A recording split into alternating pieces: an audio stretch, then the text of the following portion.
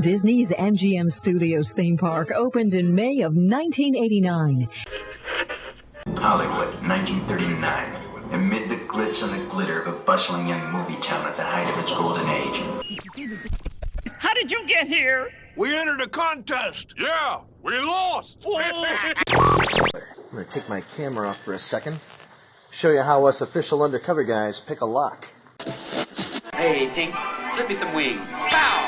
WDW Radio, your information station. Hello, my friend, and welcome to the WDW Radio Show, your Walt Disney World information station.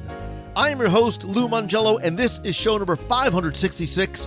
I'm here once again not only to help you have the best vacation experience when you go to the parks, but I also want to bring you a little bit of Disney magic, not just with the show, but with my videos, blog, live videos on Facebook every Wednesday night, books, audio tours, special events, and more. You can find everything over at WDW Radio.com. Whether you're a first-time visitor to the Disney parks or have been hundreds of times, and if you're planning a vacation or just love the history, details, secrets, and stories, there's something here for you, because each week I'm going to take you from the parks to the screens and everything in between. And if you're a new listener, thank you and welcome. Please go back and check out some or all of my past episodes for interviews, top 10s, reviews, and more. You can subscribe to the podcast in iTunes and join the community at www.radio.com/community. So the 2019 Epcot International Food and Wine Festival is bigger, better, and more delicious than ever. And with so much to see, do, eat, drink, and experience, it can be a little overwhelming and yet oh so very delicious. So this week, I'm going to take you with me live through the festival as we wander and explore Future World and the World Showcase pavilions and promenade to sample, sip, and more importantly, share our must-do marketplaces and items at this year's event. Just a word of caution, you might not want to listen if you're hungry. I'm then going to have the answer to our last Walt Disney World trivia question of the week, and I'm going to pose a new, I think easy, challenge for your chance to win a Disney prize package. Then stay tuned to the end of the show. I'll have more information about upcoming WDW Radio events, a special guest for our live show this Wednesday night, meets of the month, your voicemails, and more. So sit back, relax, and enjoy this week's episode of the WDW Radio Show.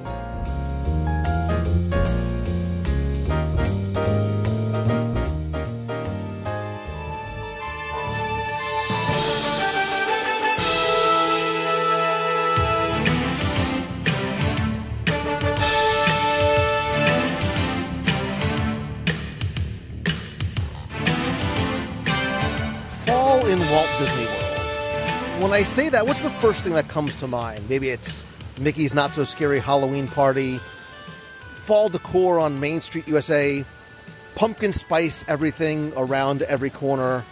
And for most of us, the first thing we think of is oppressive heat and humidity. No, we probably think of the Epcot International Food and Wine Festival, now celebrating, if the math is correct, its 24th year. I can only imagine what they're going to do next year, running from August 29th through November 23rd, when hopefully the heat and humidity will start to break. When I say that it's back this year, bigger, better, and longer than ever, it is true, I think, on all accounts. And there is so much to see, so much to do. In addition to eating and drinking, there's all kinds of merchandise, activities for adults, kids, the Eat to the Beat concert series, but there's more than 40 different dining destinations to go through. And try as I might, because I'm a giver and I'm always hungry, you really can't do them all. So I feel it's my job, dare I say my responsibility, to help you navigate some of the best of the best of the best from this year's Epcot International Food and Wine Festival. So I was thinking I would gather some friends, because sharing is caring, and it's a good excuse to walk around the festival one more time and talk about, and I'm using this in air quotes, 10-ish things you need to do, try, eat, and sip at the Epcot International Food and Wine Festival 2019.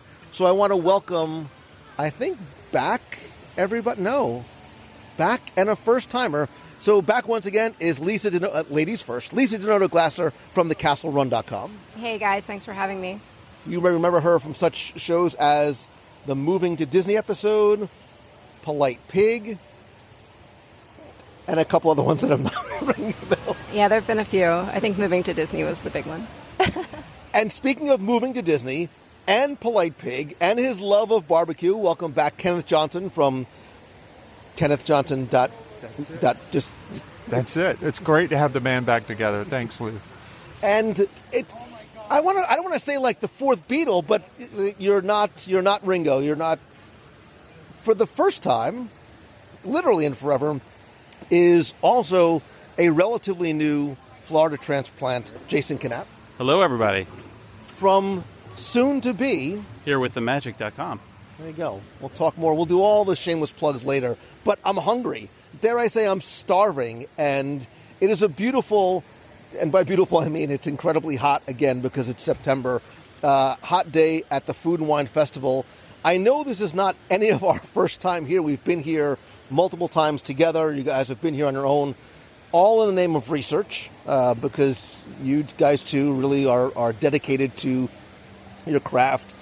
You've been researching for Here with the Magic. Ken has been researching for his Appetite, and Lisa likes taking photos and posting on her blog and the Instagram all the time. So this is, I don't want to almost say it's a recap because there's still some things that we all haven't tried. And as we were talking a little bit beforehand, we were starting to compare a little bit of our lists. And I think there are some things that we agree that are absolute must-dos, things that everybody needs to try because they're unique, they're delicious, maybe a combination of the two. And I think there's probably some items that are sort of on the bubble. So maybe what we can do before we even start walking, because what I have found after doing this for the past 15 or so years is you literally, and I've tried, you can't eat every single kiosk all in one day. I've had some really delicious and then sad experiences when I used to do walkabouts. We used to have a group of like 100 people walking from kiosk to kiosk to try and do everything. By the time we got all the way around World Showcase, it was not a pretty sight. So let's talk about some of our favorites at this year's festival, things we think people must do, and we can either go try them because they're must-dos, or maybe we can politely argue amongst ourselves to see which ones we think should be on the list and then go try them as well. So I don't really know how exactly this is going to go, but I know you have your books, you've got your lists, you've all been here before. I'm going to go ladies first. Lisa, when I say must do at this year's Food and Wine Festival, and it doesn't have to be food related because there are activities as well, what is the first thing that comes to your mind and why? So I have a long list of favorite foods, but I mean, I think like the standout booth this year is the same as my favorite from last year, which is the Flavors from Fire booth. There's a lot of really good stuff on that menu, and I like it not just because it's really good food, but it's also really creative, and it feels kind of like what Food and Wine is all about. Like sometimes you'll eat something and it's delicious, but it's not quite as different from what you might have elsewhere. But Flavors from Fire, it's an interesting story behind it because it's sort of, it goes to like the smokiness of fire and the heat, like the spice of fire is kind of the storyline behind it. It's a really beautiful booth, the setting of it, and the food is just excellent. And so what are some of the menu items? And which, by the way, you're literally looking over at it longingly because we're sitting here right by the Imagination Pavilion, right across from Flavors of Fire. What's on the menu that for you continues to be a winner? So everything on the menu is really, really good. My favorite, that's why it is what it is. I mean, it's a reason why we started here in this corner of Epcot. But like my all-time favorite at the festival is the same as my favorite at the festival last year, which is the charred chimichurri skirt steak, which is like a skirt steak on a corn cake that's served up over there, and it's really, really good. There's the corned beef there is very good. There's a burger there that's very good, and then they also have that chocolate picante dessert that again, it's like really interesting as well as being really good. Like it's like a moussey chocolate that's not overly sweet, and then there's like a little pool of like a hot liquid on it, not temperature hot, but spice hot, and then it's got like a mango to cut the sweetness, and then there's paprika in it as well. You said Flavors of Fire. Kenneth was not only nodding his head, he was doing that little squee meme, like the little girl squeeing. Because this obviously was, you said before, this was first on your list too. Yeah, I think what sets this booth apart, it's echoing a lot of what Lisa said, but the other booths in the festival, we usually will pick one or two things that we like about them. This booth, everything is a winner. You really can't go wrong here. My only regret about this booth is that this year the piggy wings are not there unless you get the drink. What's the drink, Jason? Does it really matter? I mean, it has a wonderful piece of pork that's in. It's just delicious.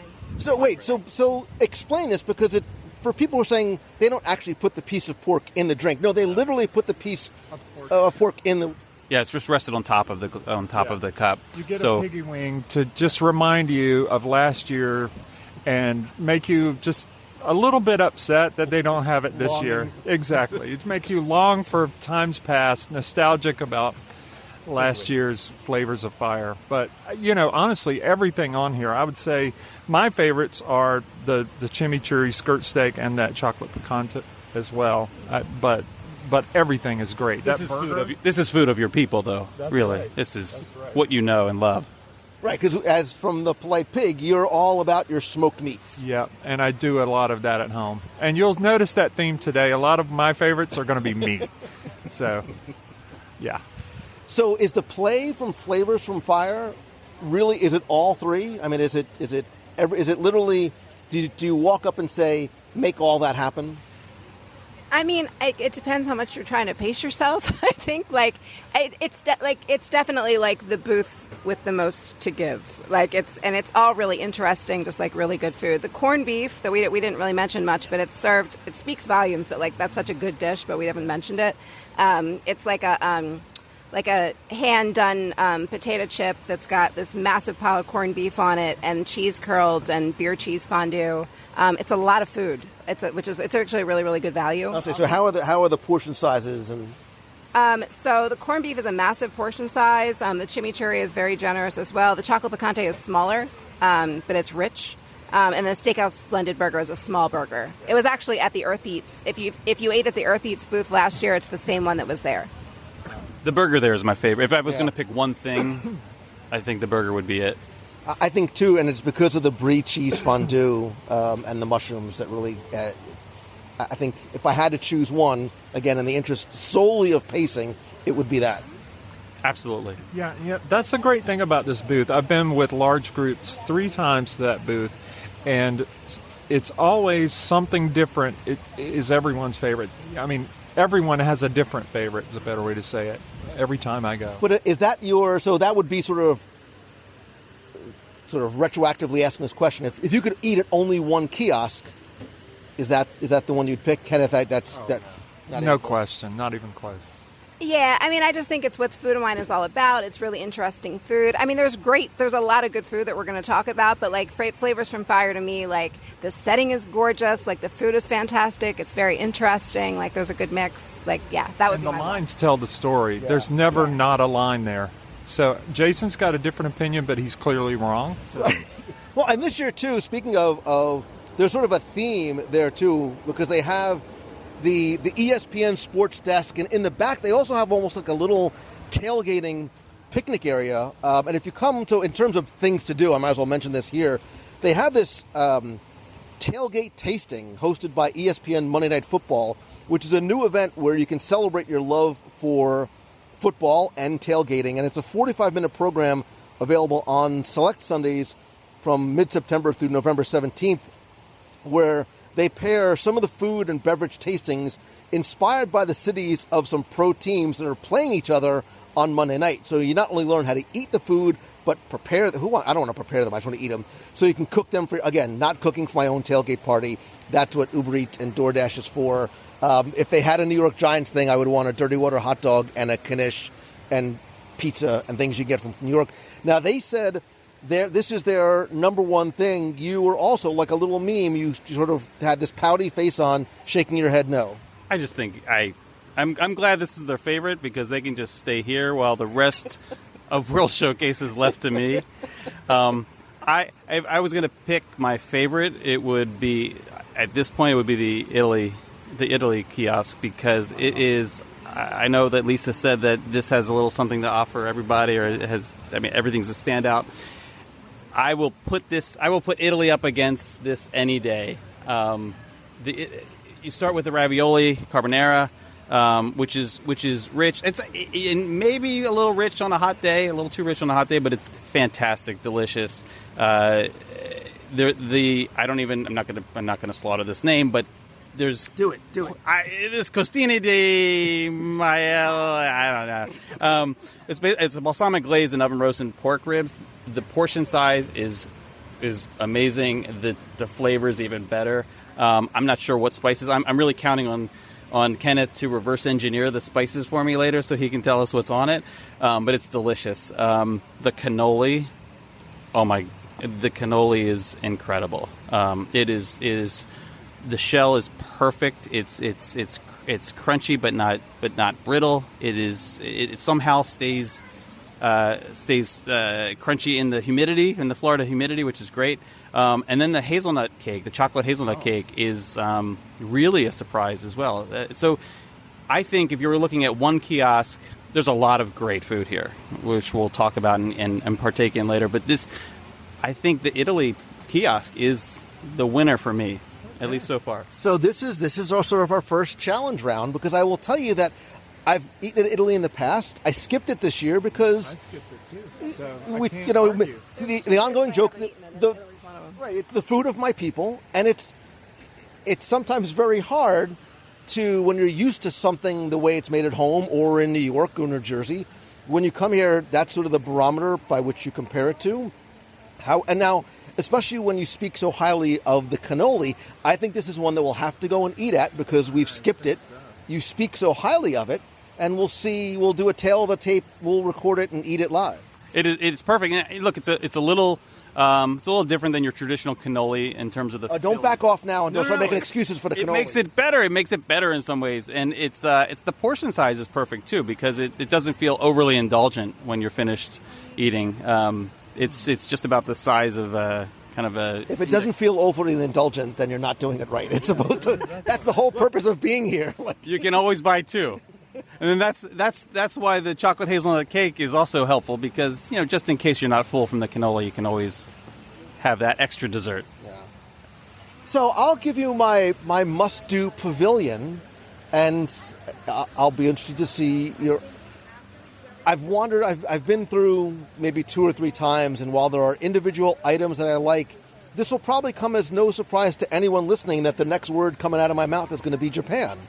I continue to love Japan. I think that every year they come up with something that's slightly unique. The teriyaki chicken bun, that sort of bao bun with chicken, vegetables, and that sweet teriyaki sauce is back. We were sort of mentioning earlier, I think someone said it tasted like a sloppy Joe. Yeah, I mean, it doesn't taste bad, but yeah, it tastes like bao stuffed with sloppy. That's exactly the right. She says it like it's a bad thing. Right? You're making argument for me. Like, it's so good. It's completely accessible. It's portable. I mean, I'm not a sharer, but you can share it. They have the spicy tuna and salmon sushi roll topped with the volcano sauce. Again, is this, for me, the ultimate sushi roll? No, but is it something that is tasty, very accessible, shareable, especially for somebody who wants to, I think, try sushi for the first time? Would it be ideally what I would have put on the menu? No. But, and so I'm going to sort of go through my list today almost like a little award show, right? So I don't necessarily have winners and losers and necessarily must-dos. I have a bit of an award show going on in my head, and the first award that I want to give is Your Mileage May Vary award, because the frothy ramen is probably one of the most divisive foods on this year's. What are you shaking your head for? I don't understand how it could be divisive. It is, I think, of all the dishes. I know I love the Italy kiosk because of everything being good, but the standout for me, this frothy ramen, is amazing. If there was only one thing that I could have come back next year, it would be that. And now this is why we're friends. But it's quite polarizing, because I've heard and seen people, yes, no, it's not for everybody. So it's a chilled noodle in a clear plastic mug, which, again, it's not sort of your grandfather's cup of noodles. but it's served in. It's got this dashi broth, which is sort of like the base broth for things like miso soup and even udon soup and takoyakis and other things like that. And there's a foam on top. There's a chilled white foam on top. It has this umami flavor instantly in the foam, which is just so unexpected. It's just delicious. And it has a strong soy sauce flavor to it, which is part of the reason why I love it so very much. Have you tried it? No, I haven't. Oh, yay! Now I have an excuse to go eat it again. I'm so excited.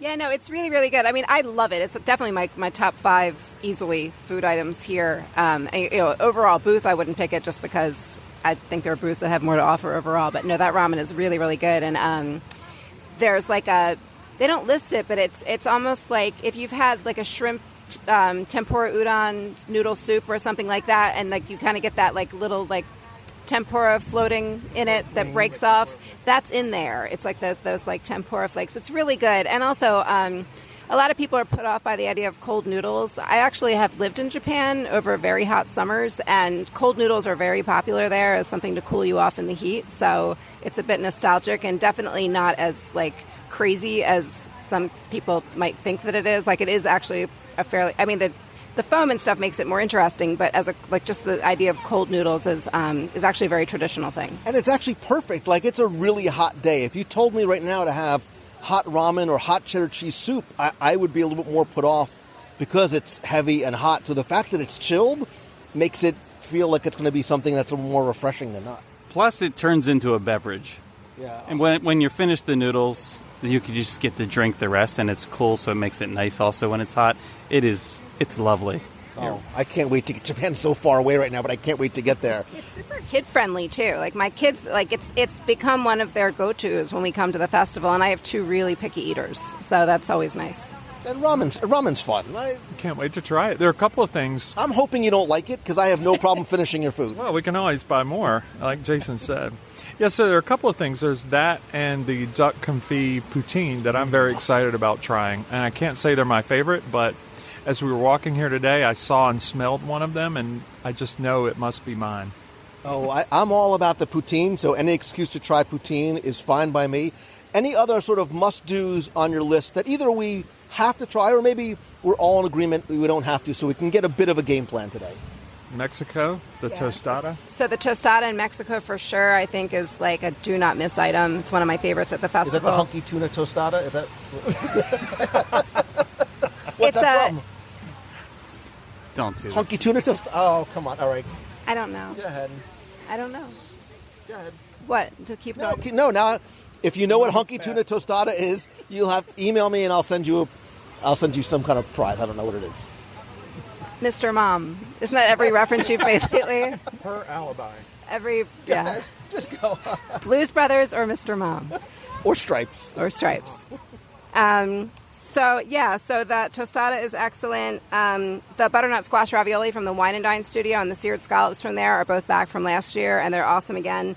But one that I know, like a few of you at least haven't tried, is in Morocco. There's this New York strip steak on a flatbread that we have to get today. It's one of my absolute favorites at the festival. I think I have a long list, a growing list of ones that I haven't tried that I need to try. One of the standout desserts was the carrot cake in the American Adventure and the American Kiosk. Yeah, it was surprisingly good. Again, on a warm day, when I had it, it was in the evening and it was a little rainy, so it was kind of a nice comfort food to have at that point. But it's warm when it comes out. It's freshly baked, I think, and they pour a hot icing glaze on top of it, which then hardens. But it's really lovely, and the cake isn't too sweet, so the icing pairs nicely with it. So I haven't tried it, but it was on my list to try because to me that sort of screams fall too. Like that's sort of like a nice. And again, you've heard me say like I don't like things that are super super sweet, but it's just sweet enough to sort of be a palate finisher at the end of the night. Yeah, that's something else I Haven't tried, but am excited to now. I hadn't even seen that. I had seen the ramen, but to be honest, had not been attracted to it. I don't get all that excited about ramen. I love it, I like it, but I don't love it. And you're going to love this. I can't wait. Yeah. And I think, and again, maybe today is a little too heavy for it to be ideal, but the braised beef in France is very tasty. It's tender. The sauce is delicious. I actually like the potato puffs, unlike some people maybe. But it's a nice. It feels like you're having a meal, like it's like a full solid meal in a little dish. So I like that. I think it's a standout item as well. Also, I think in Africa, the coffee, I'm trying to remember the exact name of that. It's a coffee tenderloin or filet. Anyway, I'm trying to find it in the book right now. But I would recommend that as a, what's it called? Yeah, Kenyan coffee barbecue beef tenderloin. That's it.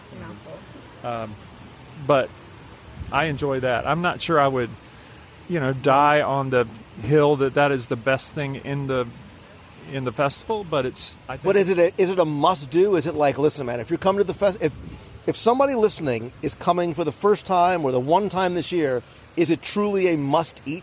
If you're a meat eater like me, it's something that I won't miss as I walk around. Yeah. Okay. Yeah.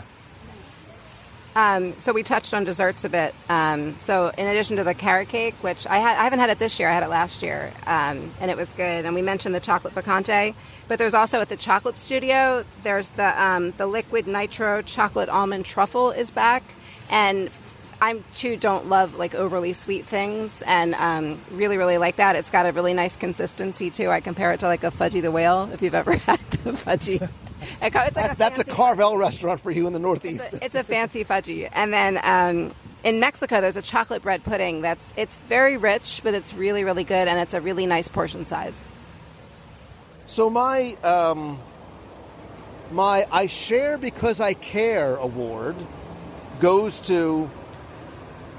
I'm pausing because I'm not gonna butcher the language. It's Brazilian cheese bread. It's just Brazilian cheese bread.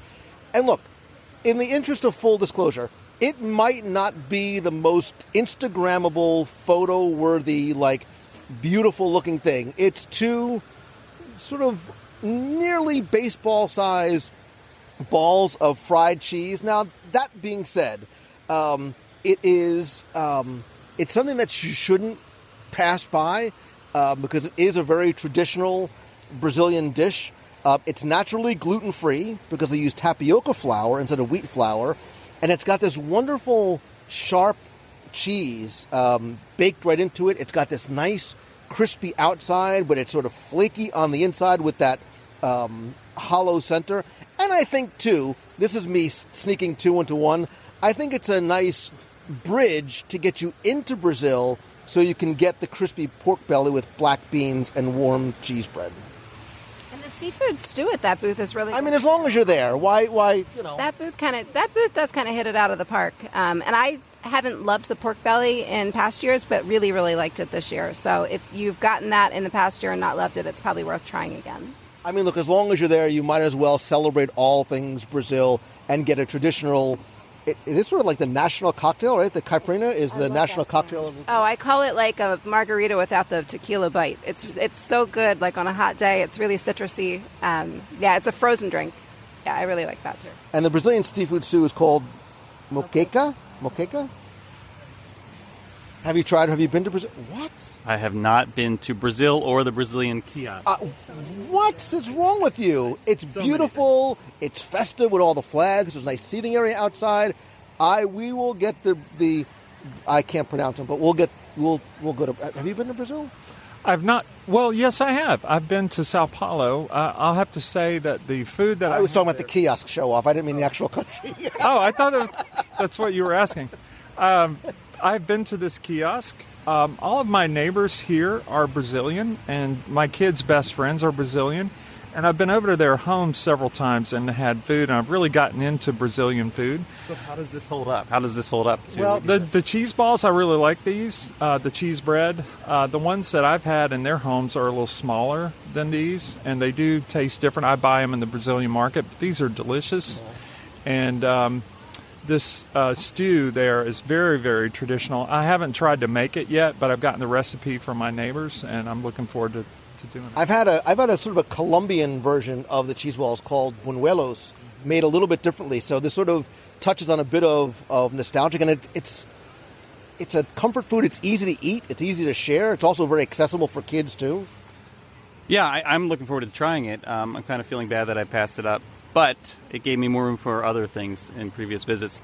I am looking forward to sharing a charcuterie cone with my friends here because, number one, it just feels like the right thing to do. It feels very Disney, given that it's in a cone. Where's it from? It's from the Spain kiosk, and it is it's portable. There's a good portion size to it. There's a lot of flavor because of the different meats and cheese. Got a great beat. You can dance to it. Yes, but I also feel like it's I think people kind of pass it by. We've all sort of dismissed, right? I've sort of dismissed the charcuterie cone because it seems. And if it said cozy cone charcuterie, you love completely it. different. It's a bit pedestrian for this festival, I'll have to say. But I'm open to try it. I do have plebeian taste, so yes. I mean, since we are going to have the Battle of the Booths today, and you're pitting Italy against Flavors of Fire, then I guess we're going to have to try it and just see how it stands up. Okay. Anything else on your must-do list? I think we've hit the main ones. We could all probably go on for a while longer, but we've hit my top 5. Anybody? Any other quick must-dos? Nope. No, I think we've covered. I mean, we will be adding things to the list, I'm sure, but this is a... All right, the longer we talk here, the longer it'll be till we eat. Right, I'm just trying to make you... It's like you're like a kid. I'm trying to make you hungrier, so not that any food's going to go to waste today. So I have a couple other awards to give out, and I'd like you to either... let me know that you agree with the Academy's decision or not. My Take Your Pick award goes to the black pepper shrimp with garlic noodles in China and or Thailand's shrimp and cold noodle salad. And while you're there, you have to get the spicy Thai curry beef with steamed rice. Listen, I said this when I did the other. This body is clearly built on carbohydrates, so I see noodles and I'm all in. I like China's because there's a wonderful heat and spice to it. And the one in Thailand is cold. There's 3 large shrimp, and there's just enough heat to make it flavorful and not be a very bland thing. And then the spicy Thai curry beef is everything that it says it is. It's spicy. It's like a shredded beef, so it's easy to eat. You get wonderful portion sizes there, so I think they're great values as well. Noodles, anybody try them? Like them, hate them? The cold noodles, the Thai noodles are delicious, and I think it pairs perfectly for the weather. I think my opinion would change in a couple of months, but I think this is the perfect dish for this. You mean those 4 days of January where it gets cool? The festival's going to be long over by then. The tail end in November, I think. So. Well, before I agree or disagree, I'm trying to understand what the Take Your Pick award actually signifies. It signifies that there's 2 different types of noodles and shrimp. You can take your pick. Pay attention, Kenneth. But you must do one. Is that what you're saying? I am. You pick must one, do one. or both. You can take your pick. Just so you know, if I give you a choice, both is always going to be the correct answer. Okay. All right. Yeah, then I'd agree. Sure. Yeah, I think I would take the Thai noodles over the Chinese. Okay. So they're both. So now we might have to try them both and have like a noodle showdown. No, there is no losers in a noodle showdown at all. Okay, so you put that up against the frothy ramen? Oh, come on, let's be serious. Okay, I've never tried the frothy ramen, so the frothy ramen really does sit alone in every aspect of kiosk food. It really it will have its own pedestal. It is. We haven't mentioned is the hummus fries in Morocco, which are back from last year, but they're really good. Hummus fries. I'm looking forward to tasting the hummus fries. And it's healthy-ish. Totally. It's just a little bit of fried on the outside. My definition of healthy is very, very broad. If it ain't fried, it ain't food. Yeah, sing that, brother. All right, so my my I love empanadas no matter what they're called award goes to the Ropa Vieja empanadas at Islands of the Caribbean, which has that Cuban-style braised beef in this very, very flaky dough, and it's super savory, and it's topped with this little sort of tomato aioli.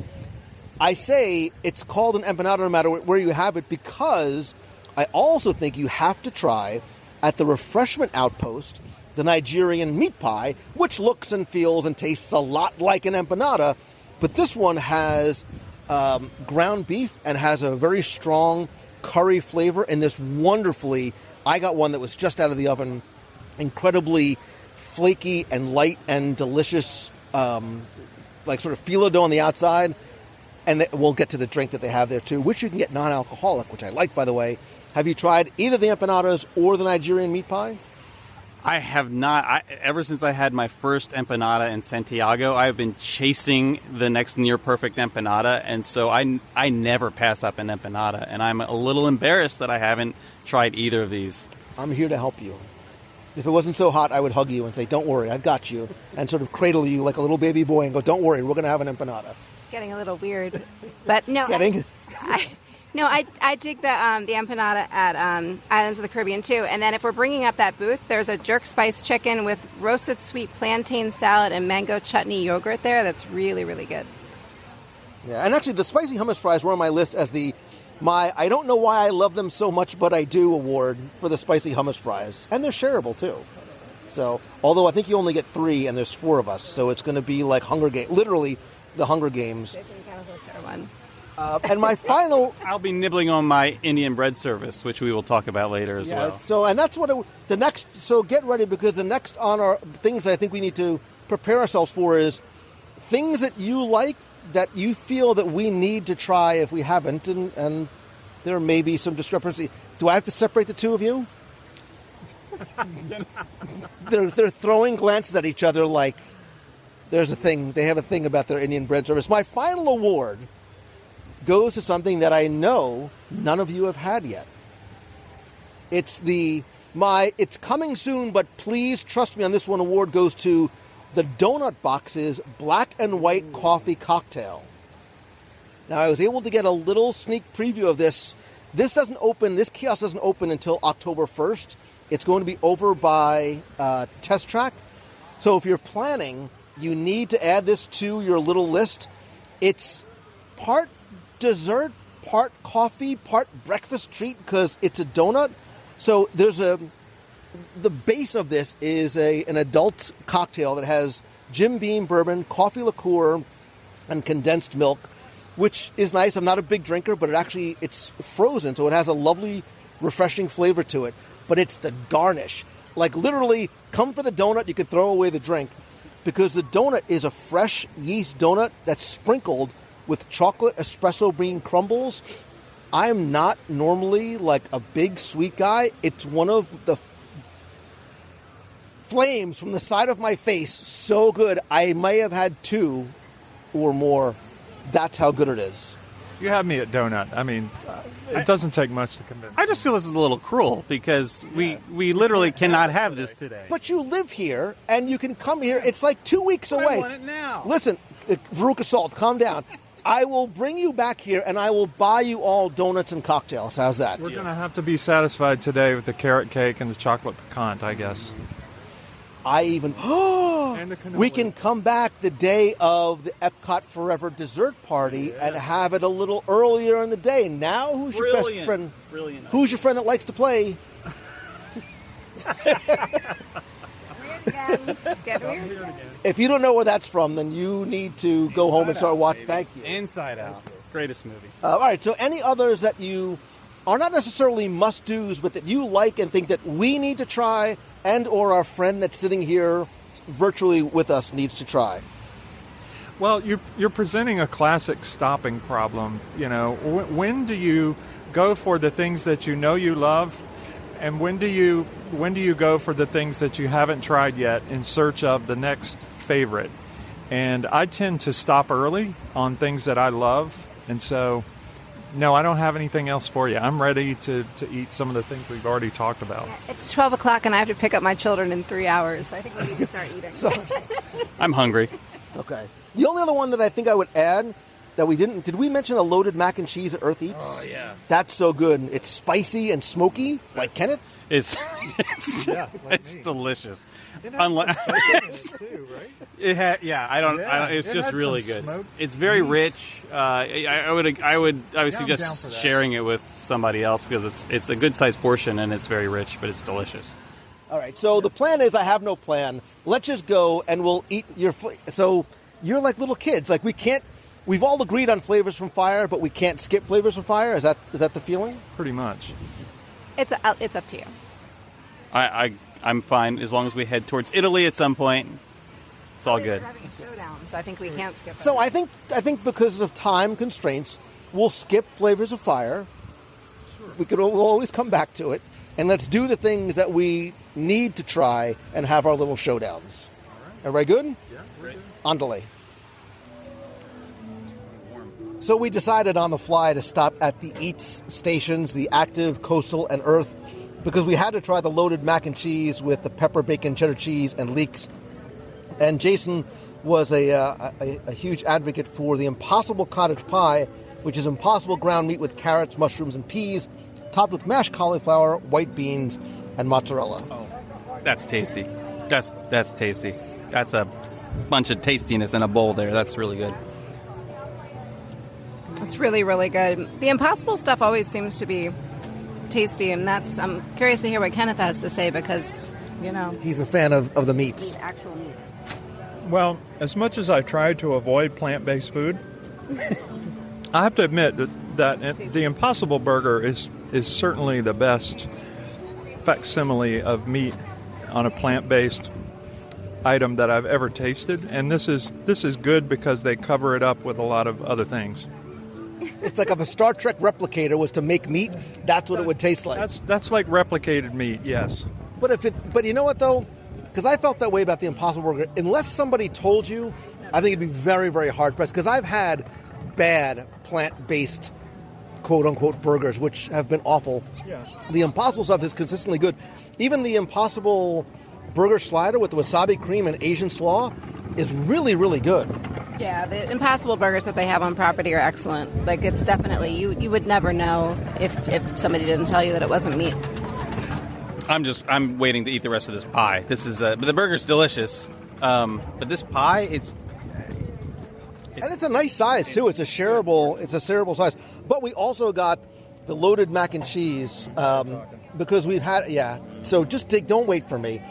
You remember, you go shy, you go hungry. I think it's a nice size portion too. I think almost any more of that would almost be, dare I say, too much. It would be too much and too heavy. But it is a nice shareable portion as well. Oh, it's so good. Think of a really delicate Dauphinoise potatoes with the leeks and... I can't even think of it. I don't know what it is. Well, it's got leeks, which gives it a nice flavor. And it's also got smoked bacon and some type of cheese. I'm not sure what the cheese is, but it's is it Gruyere or cheddar? Just cheddar. Cheddar or cheddar. Yeah, it's cheddar. Unlike that Doofenshmirtz cheese or whatever you said. It's good, but the leeks. While he really talks about it, I'm going to eat more. It's also spicy. It's got a nice little bit of heat. If you're a spice wimp, you could still eat it, but it's got a nice little bite at the end. Yeah, it's great. And nice texture with the crumble on top too. And I like the heat. I like a little bit of that sort of jalapeno heat in here. I think this is really, really good. Yeah, it's really, really smoky. The crumble on top is nice. And, I wouldn't be put off by us talking about heat. It's there and it makes it really interesting, but it doesn't, continue to build. It's just, it's a little kick at the end. Really it accentuates the flavor of the cheese as opposed to taking away from it. Sometimes the heat is so overpowering, it makes your face all red and you're not enjoying the food that's underneath it. No, this doesn't linger that long. It almost has a crystal sauce kind of quality heat to it. And it is really, the flavor profiles in here are really well balanced. I think it's a must-do. Yeah. I do. I think if you came to eat, if you had to have one thing from the Eats area, it would be the mac and cheese. Yeah, this is This is a contender. It's really good. And it's interesting. Like, it's not just, boring mac and cheese. It's like the smoke is really, like, permeates the whole thing. And then there's a little bit of onion in there that gives it a crunch. It's really good. Yeah, I would say the same thing. This is a must-do. And if you need to avoid meat for some reason, I think that pie is also a must-do. I mean, it's the best vegetarian dish I think I've ever had. It's good. Yeah, I mean, I think the whole eats area has some really nice options. I mean, you can have like your own little mini.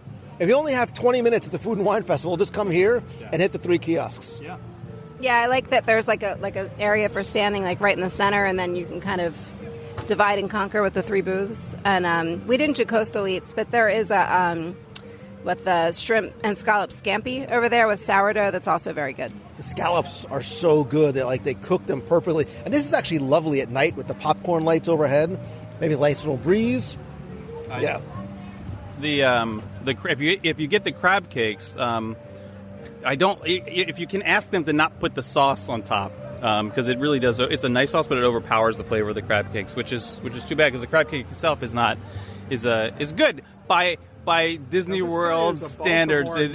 It's not bad. Look, right, coming from Baltimore, I'm a little picky about the crab cakes, but in terms of as it compares to other crab cakes on the menus here in Walt Disney World, it's a good crab cake by that standard. I mean, your Maryland roots are side-eyeing you a little bit, but... Okay, you guys keep talking. This bite of the mac and cheese has a nice bit of leek on it. I'm going to stir it. It also had my name on it, yo. All right. Listen, the day is still young. I am not. It's getting late, and I'm still hungry, so we need to move on. All right. I can't believe you had that last bite of mac and cheese. So for part 1 of our empanada, whatever you call it, showdown, we stopped at Islands of the Caribbean, which is located just near the Mexico Pavilion as you enter World Showcase, for the Ropa Vieja empanado with the tomato aioli. This is one I think... Have we all tried before? And this is new for you. And? Very good. I heard, oh my gosh, out of the corner of my ear. Like a standout that I'd never tried before. Oh, that is delicious. Keep talking so I can eat one.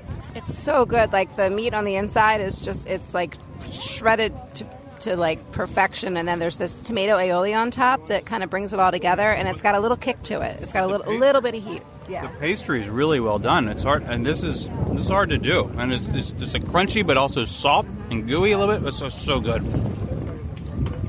This is fun. This reminds me of something. This is so good, and you're right. The pastry is so light and flaky. It's not. It's got like a crisp on it. It's like crisp along the edge. It's kind of folded like a meat pie or like an empanada. Yeah. Folded like an empanada. Well, I'll say the like pastry is along the not edge. what you'd expect from an empanada. No, it's not. more delicate than that. Yeah. This is how they're supposed to taste. It's almost like a phyllo. This is how they're supposed to It's taste. like a phyllo dough. flaky. Yeah. Yeah, it's good. It's not that like This doughy. is the real deal. This is how empanadas are supposed to taste. I'm telling you, in South America, you can find like this kind of dough all the time. You can't find it here in the States, and this is good. Now I'm a little afraid about the Nigerian meat pie because it's going to have to stand up to this. But it really is about the dough. I mean, the inside is phenomenal, and there's a warmth and savoriness to it, and there's no heat to it at all. I mean, there's nothing spicy about it. This is but it's accessible. I think this is accessible. Yeah, I mean, don't be put off when we say there's a little bit of a little teeny bit of heat. I mean, it's just enough to make it interesting. It's not. It's almost like the amount of heat you get from pepper, but in a more interesting or sloppy Joe or something like that. It's yeah. And that tomato aioli is literally like lick it off your fingers good. Yeah, it like brings the whole thing together. Like literally. Yeah. I was like, keep talking so I can lick this off my fingers. So good. So that's a winner for sure. Does it rise to the level of when you come to Epcot, you must eat this? I would say yes, because you got to stop for the tostada right across the way, and while you're here, you better send a family member over here to grab one. It's not that big. But I actually think it's not like dumpling size. I mean, it fills. You know how many? What is this? Maybe 5 inches or so. It's like McDonald's apple pie. Putting it in a relatable term, but it is. I mean, it's a bigger size empanada than what I expected it to be. Yeah, it's a good portion. It's I thought it was going to be a miniature empanada, but it's a traditional empanada size. It's such a surprise. It's a pleasant surprise. Yes. But did somebody say something about a tostada? Are we supposed to be right there in Mexico? And there's no line. Should we get two? One? Should we go get one? But I think one person should go because we don't want to lose this table. We do have a lovely spot by the water across from what is currently the Odyssey in the shadow of Spaceship Earth, which is currently Spaceship Earth and the monorail. So you're telling me to stop talking and go get two. All right, I'll be right back. So timing is everything, and obviously there's a method to my madness because I knew today was, of course, Mexican Independence Day, one of Mexico's most important Fiesta Patrias, which is a patriotic holidays. I won't go into exactly what it is, but Viva Mexico. We actually got a nice little brochure that they handed out as well, not just because we ordered two of the tostadas de carne, which is braised beef on a very crunchy corn tostada with mole. Oaxaqueño. Do that again? Oaxaqueño. And chicharron dust, which is like pork cracklings. You started eating before I started recording. I didn't get you made the yummy sound. You got to hear this. It's an ASMR experience. No, it's the crunch because the crunch always gives you away. Yeah. No, that was from a cereal or something. Yeah, that's from Captain Crunch. Look at you. All right, you talk, I'll eat. Yeah, so what I love about this is I've just really gotten into Oaxaca region of Mexico and the mole sauces there. And I've been on this kick around mole sauces. And this one, my only complaint is there's not enough of it. The mole is so good. I just wish they would add a little more so you get that chocolate overtone a little stronger. But this is definitely it's a must-do. You have to try it. So I will say, I think that, like anything here, and it's understandable, one day varies to the next because not everyone's going to be the same. Because the first time I had this, it did have more mole on it. And it gave it that much more of a kick like you would want. So I don't know if you seem short on mole, maybe ask. I don't know, but no, this is the texture of this is awesome, and yeah, the mole is it's just really well done. Definitely one of my tops. I liked the first time I had this, I really enjoyed it. Having it after the empanada, it's if you have to choose between one or the other, I'd go with the empanada, which is you wouldn't. Well, if you have to choose, you do both. So I don't think I've had this one, because I've had versions of this in the past. I was really surprised how much I liked it. And as you were talking about the mole sauce, and again, that subtle chocolate that's in there, I'm not sure if I would, because there wasn't a lot of sauce, so it didn't sort of overpower the flavor of the beef. So maybe it's the right amount, but I could see that you could sort of, I need two. Yeah. One with a lot of mole sauce and one with a little bit of mole sauce. But that's a really nice duo-fecta right here, getting those two. And then, Lisa, obviously you needed to wash it down, so you got the smoky margarita with the pineapple, ginger juice, agave nectar, 100% agave tequila, and ancho reyes liqueur. It's served on the rocks with, you said it's like a smoky, spicy, salty rim? Yeah, so the description calls it a spicy salt rim. I actually don't get much heat from it at all. It's more smoky to me, and it's called the smoky margarita. So, I mean, it's 5 o'clock somewhere. But, no, I mean, I could, but if I were to get one drink, and this is just me, but if I were to get one drink at the festival this year, it would absolutely hands down be this. It's not inexpensive at $12, but for a festival drink, it's a proper drink like you would maybe get at a Disney lounge or something. And yeah, it's definitely my go-to drink for the entire festival this year. Wow, I didn't know it was like at the tops of the list. Yeah, and I think from people I've talked to, I think a lot of people agree. Just keep talking. Yeah, try it. We're going to drink some of this while you're speaking. Wait a minute. No, it's good. It's really, really good. It's a nice. Mm-hmm. Oh, and again, I'm not like a huge drinker, but there's even without the smoky salt, that pineapple ginger is a really nice, not overly sweet combination, which is why I like it. You don't get really any sort of the bite from the liquor because it's that 100% agave, so there's a a wonderful sweetness that's balanced really nicely with that smoke and that little bit of the texture you get in your mouth from the salt. It's like little pop rocks of salt. It is. It's really good. I too am not a cocktail drinker. I'll drink some, but usually not cocktails. But this is definitely worth a try. The only thing that would improve it is if it was rimmed with Old Bay instead. Which is huge in Mexico. Trying to get your ground respect back after the cocktail. Yeah. So, is that sort of the trifecta here? If you like cocktails, they don't have any non-alcoholic beverages here, and I have to assume that you can't get. I mean, maybe you could get that without with the tequila in there, but that it's just sort of pineapple ginger juice. But that's a nice little trifecta in Mexico. Yeah, it's tasty. This is always a good kiosk. But I almost think that Mexico is one that is very easy to walk by. Why? Because people see Mexico, they're like, Taco Bell, right? I have Taco Bell, I've got Tijuana Flats, and then you walk 50 feet ahead, and you have the Hacienda Cantina. So like, well, I've eaten at the Cantina, or we'll sit down and eat there, and you've got the sit-down restaurant inside.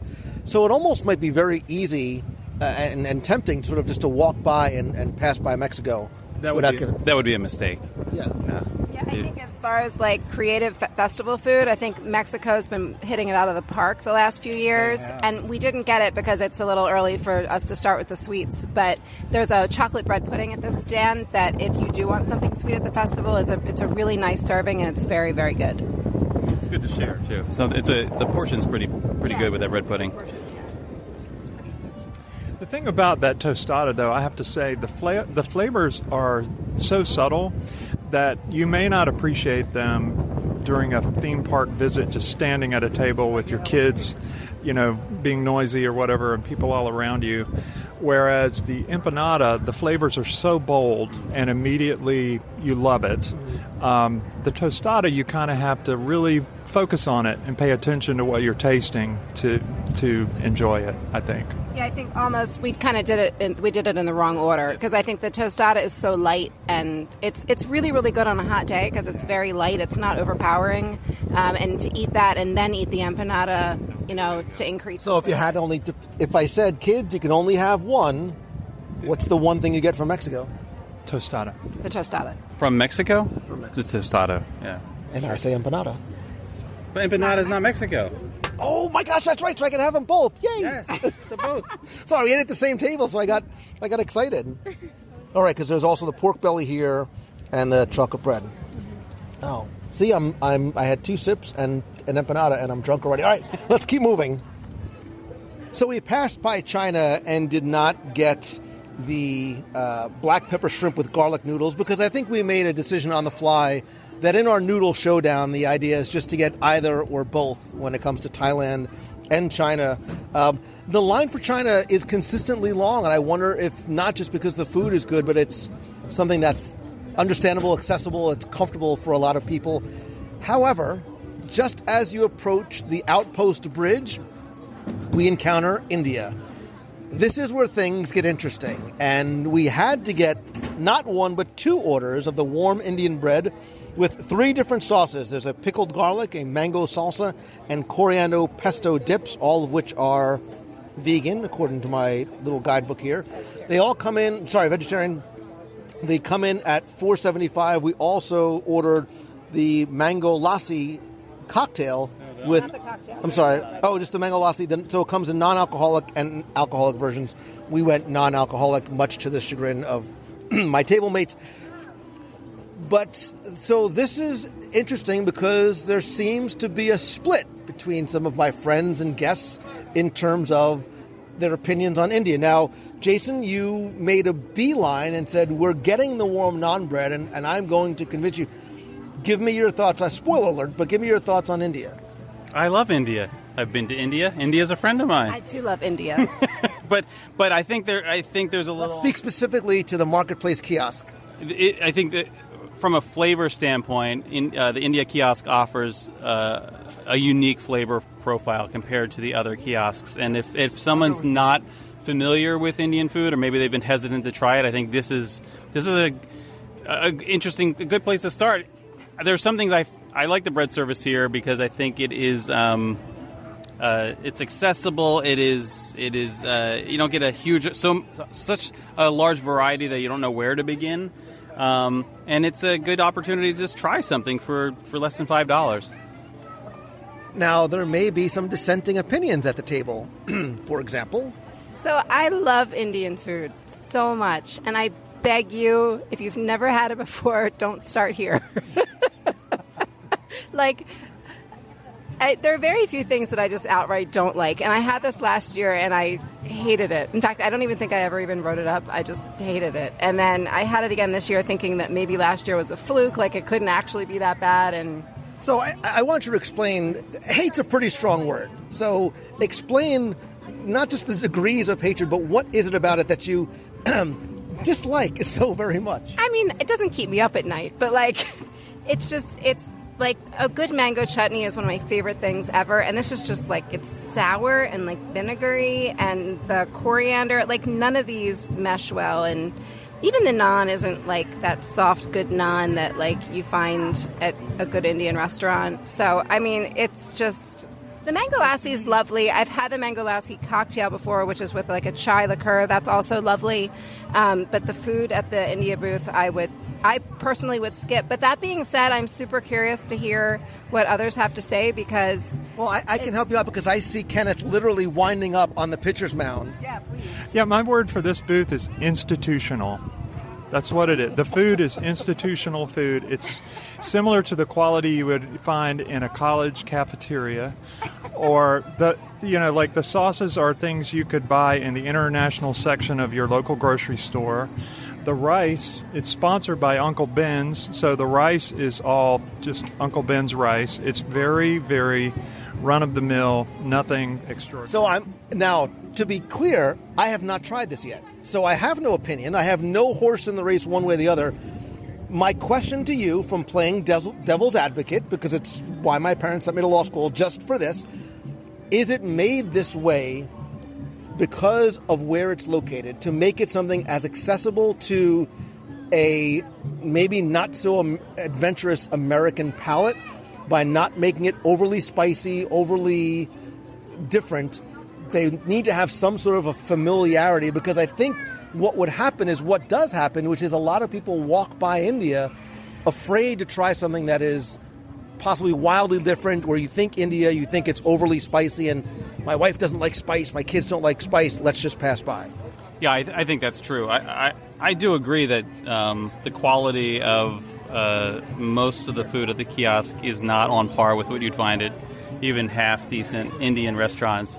But I'll go back to argue that if you are not familiar with Indian food, this is where I disagree. I think that this is a good place to start, because I think from a palate standpoint, it won't turn off anyone who hasn't experienced Indian food before, and it's a good entryway into trying that again. Right. Is it something that will, if you try it here, don't stop shaking your head, I'm not done with my question yet. Jeez Louise. If you try it here, will it possibly invite you to say, hey, when we get home, we should go try it? Because I will tell you, that's what happened to my family and I when we were on, I've told the story, we had some, our servers on the Disney Cruise Line were Indian. We were talking about having never had Indian food. They brought us some of the food they eat in the crew quarters, and we loved it and came home and said, now we need to go and try Indian food. Is that sort of what the purpose? You're still shaking your head. I'm not even done. Do you know how you feel when some of your best friends who've never been to Walt Disney World, they come here and they hate it because they didn't make any plans for their vacation, and they just stood in line and it was hot and they hated everything about it and they didn't get to enjoy it? If you try this as your first Indian food experience, you will come away and say, I don't like Indian food. So I think that, that we talked about it. There's a reason there's a long line at the China kiosk, and I think it's a large portion of that. Some of the food is good, but also, it just is very accessible. I think, Japanese food is becoming more commonplace around the country. And so, yeah, Indian food, like many of the kiosks here, probably isn't going to be something people storm to if they're not familiar with it, or, culturally, palate, adventurous. That being said, to me, whether you've had Indian food or not, there is nothing more accessible than a good warm piece of naan with some mango chutney on top. This just doesn't taste good to me, and so I'm really curious. All right, so again, I have no stake. look, but when I will tell you that when I see naan bread and when I see Indian, Sanaa is where I go to, right? Sanaa is where, I think Sanaa is literally worth making the drive for just for the bread service. But that being said, here, hold this. Yeah, well, now, to be fair to Jason, while we've been talking, this naan bread has been getting cold. Okay, so maybe it wasn't as good as it was. So what is this one? This is the 5 garlic. minutes ago. Which one is this? The This garlic. is the... Yeah, That's the This is the... garlic. This is... That's what we're... Pickled garlic.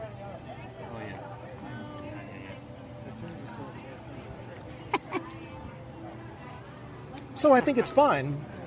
It's exactly what it says. It's pickled garlic. It's in a yellow... There's almost a hint of curry in there, too, because it's in a yellowish sauce. It's got turmeric. Yeah. So I think it's fine. I'm not going, OMG, I need to run back and get this. This is the... Do the mango, maybe the mango. I'm going to go save mango for less. So this is the because coriander. the mango's going to be coriander. sweetest, so I'll finish with that. This is the coriander pesto. Coriander's better, but the naan bread is stale. So I like that one. I like that. There's a little bit of a spiciness to it. And sweet. It's got that... I have a tingle on the back of my palate, which I mean in a good way, so... So I do think the coriander is the best This of is the delicious. three. I wouldn't say this is just passable. This is good. So I like that one, and it reminds me of Sanaa. There is one like that in Sanaa. Let's get to the mango dip. Coriander is definitely the best of the three.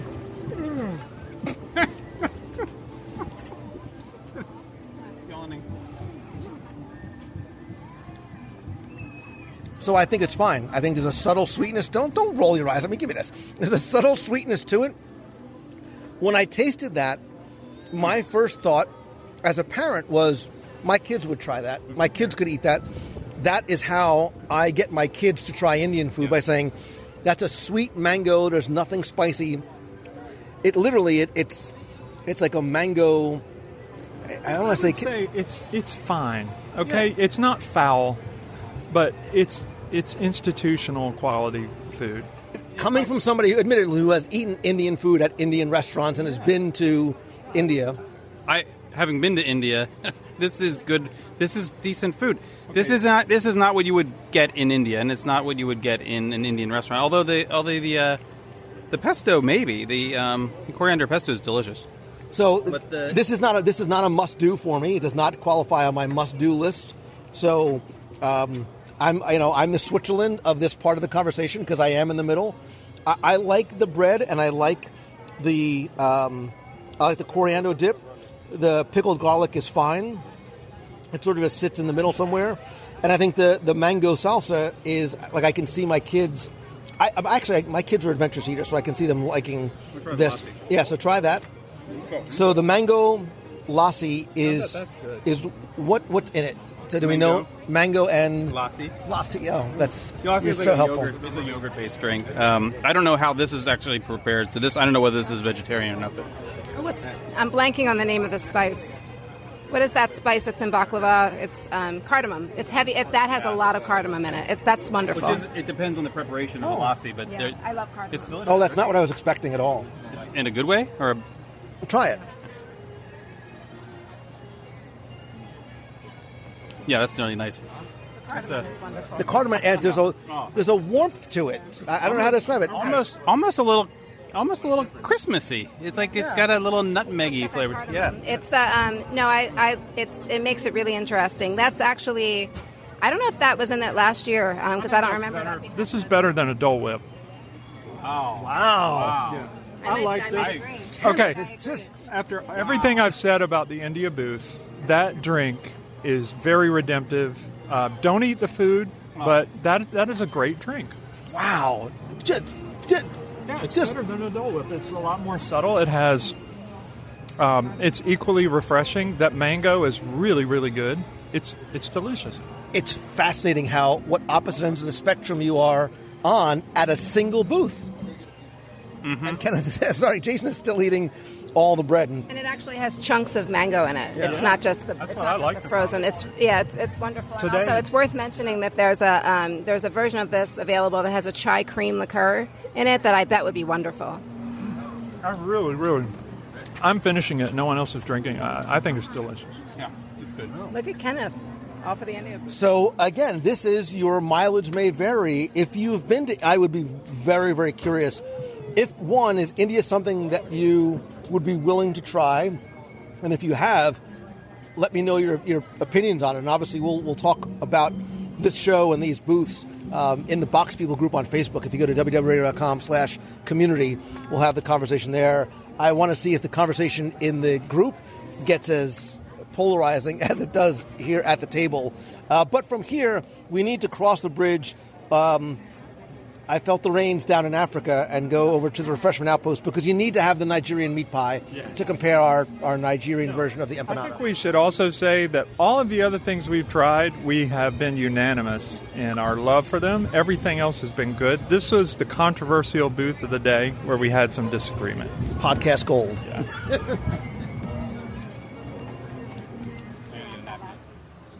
So we've made it over to the refreshment outpost for our empanada Nigerian meat pie showdown. As you can see, the sizes are about the same. There's no sauce on the outside of these, but there is inside it is a ground beef and a curry type flavor. It says beef on it. Does it say? Oh, it does. So the pressed sort of outside, you're right, it has like a pattern and says beef. Yeah, which scares me just a little bit, but we'll see. It's not beef in quotation marks, so I assume there's actually real beef. And of course, we also got, as a beverage to wash it down, we got the non-alcoholic version of the Savannah Smoothie, which is coconut milk, agave, and you get an alcoholic version for about $11 that has an amarula cream liqueur. So we just cut it in half and saw already that the outside is very crunchy, very flaky. And Kenneth, your first impression was? It smells more Indian than the Indian food we just tried a minute ago. It has a lot of curry. To me, it reminds me of a little samosa, a little beef samosa.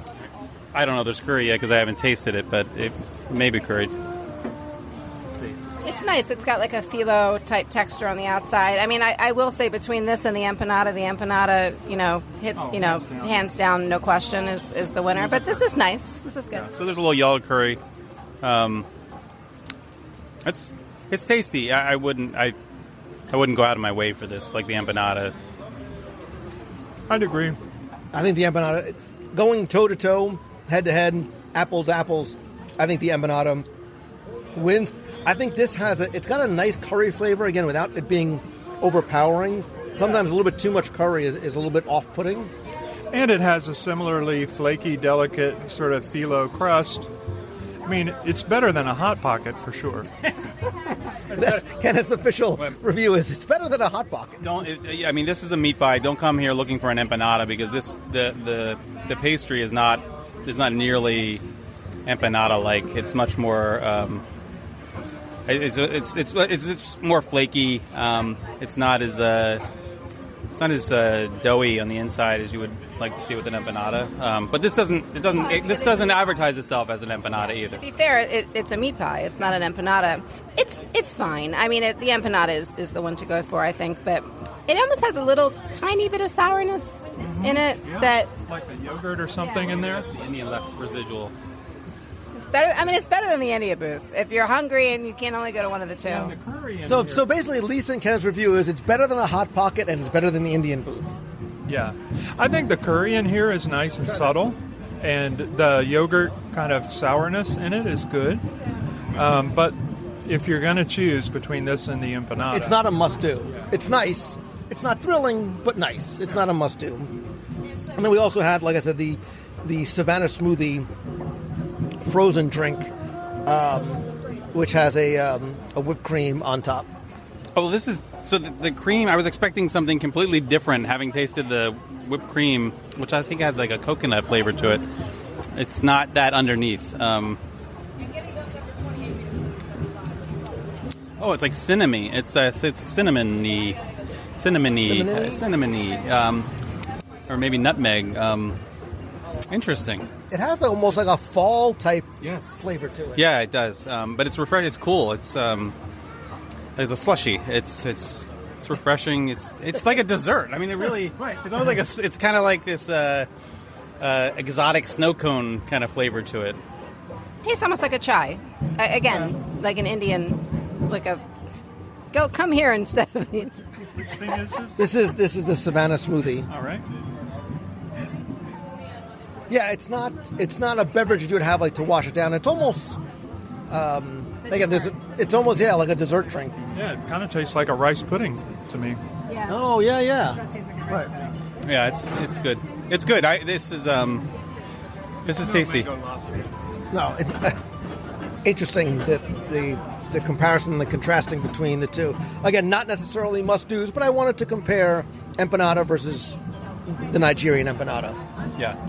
And I was going to say, to be fair, like we got it without the amarula, which is the liqueur that's supposed to be in it, which I just looked up for the sake of it, and it's a sugar cream and an African fruit. So there's definitely a flavor that's not here that would normally be in the alcoholic version of the drink. It also goes to show just how nice that tomato aioli was on top of that empanada too. How much it added to it. You want to go back there? I do. I want to be there right now. We're not even halfway around the booth, so we got to move. I mean, I'm still looking for this Italian booth everyone talks about. With the shirt. Ask and ye shall receive. Look, it's right there. So our next stop takes us to Spain, located just across from the miniature German train village. And this is one that I think we sort of hesitated because as we were walking by, it made me think of like the meme, like the guy sitting at the table going, charcuterie in a cone, changed my mind. Because you're a huge proponent of it, Jason. Not so much everybody else around. Now, I haven't had this yet. And admittedly, clearly I love me some meats and cheeses. That screams like the holidays to me, standing around the kitchen table, eating nothing but shaved, cured meats and lots of different cheeses. You're fighting for this one pretty hard. This is I think this is as advertised. It's charcuterie in a cone. That's exactly what it is, and it's good charcuterie. So I don't think there's anything that's extra special about it. I just think that if you're looking for something that you can grab and go and share with somebody else, this is a good choice, and it's not terribly expensive by charcuterie standards. This will fill you. If you eat this whole thing, it will fill you. It's substantial. So it has imported Spanish meats, cheeses, and olives with what we can see is already an herb vinaigrette on some of the cheeses, and it looks like there's almost like a prosciutto style meat, almost like a sausage, like a sliced sausage. So, all right, Kenneth, you are the meats guy, so I'm gonna grab a fork or use your fingers. It looks really good. The thing I'll say about it is it looks difficult to share because if you take a bite, you're taking all of something. So, I mean, apart from being rude, which doesn't usually bother me, I feel a little bit tentative. Have you had this yet? So I haven't had it this year. I will say that what's in there looks better than it did last year. Last year it was more like just hard salami meats and like softer cheeses, and it just didn't mesh well. And I don't know if we mentioned that when they say in a cone, it's really just a paper cone that holds it. It's not like it's a bread cone. So I'm curious to try it this year. And I will say, like, if you're on like a low carb diet, like a keto or something, like this is one of the only things at the festival that you could really eat all of because it's just olives, cheeses, and meats. So I'm curious to try it. I can say the prosciutto is really good. You ate the whole thing. You ate the whole prosciutto. Just one bite. I told you. I asked permission. Jason said. See, I think the way to share this is everyone take their favorite thing. So take next. So I will little cubes, little bites. There would be no way to share the prosciutto. I will say I agree. It looks better than it did last year. And look, when you're serving thousands of the same item every single day, there is going to be some degree of variation in the presentation, especially because of where it is and the way it's served, and the number of different chefs that are sort of preparing it. But it definitely looks better. You can see a lot of the herb vinaigrette on the cheese. I am not an olive guy. I know my last name ends in I'm not. I just never developed a taste for an olives, but I will eat that piece. Thank you. I'm going to take that piece of cheese right there. we have 3 pieces of sausage, so we can each have some. Take the olive, because I am an olive fan, so I'm going to take a little too. Yeah, it's definitely much better than last year. And like Jason said, I mean, it is what it is. I mean, it's if you want some meat and some cheese, So there's nothing unique about this. It is literally what it is what it is. It's charcuterie in a cone, but I would, if I wanted charcuterie, I would go to the Gusto wine bar, and I would sit in there and have a proper one. I was just going to say, do they have a good wine? Because this demands wine. Yeah. They do have wine there. I don't know what we'd have to go on. So they have a wine flight. They have I'm not going to try and pronounce it. There's a Lagar. Here, you pronounce it. A Lagar de... this is your department right now. No, I don't do Spanish. Spanish wines. De Buza Albarino. Albarino. And a Casa Castillo Monastral, which is a Jumia. And this is not helpful at all. And a California... And that's a Catalonia. That's right. I don't have my glasses on, obviously. They have a Grenache. So for Grenache fans, that actually is a good Grenache. It's a Catalonia Grenache. Yeah. So, I mean, this is absolutely not a must-do for me unless you're an absolute charcuterie, fan. So it's fine for what it is, but I don't think I would not spend a stop. How much did this cost? I knew you were going to ask that. $6.50? $6.50. It is definitely worth $6.50, I think, compared to the other value and amount of food that you get. I think it's very, very good charcuterie.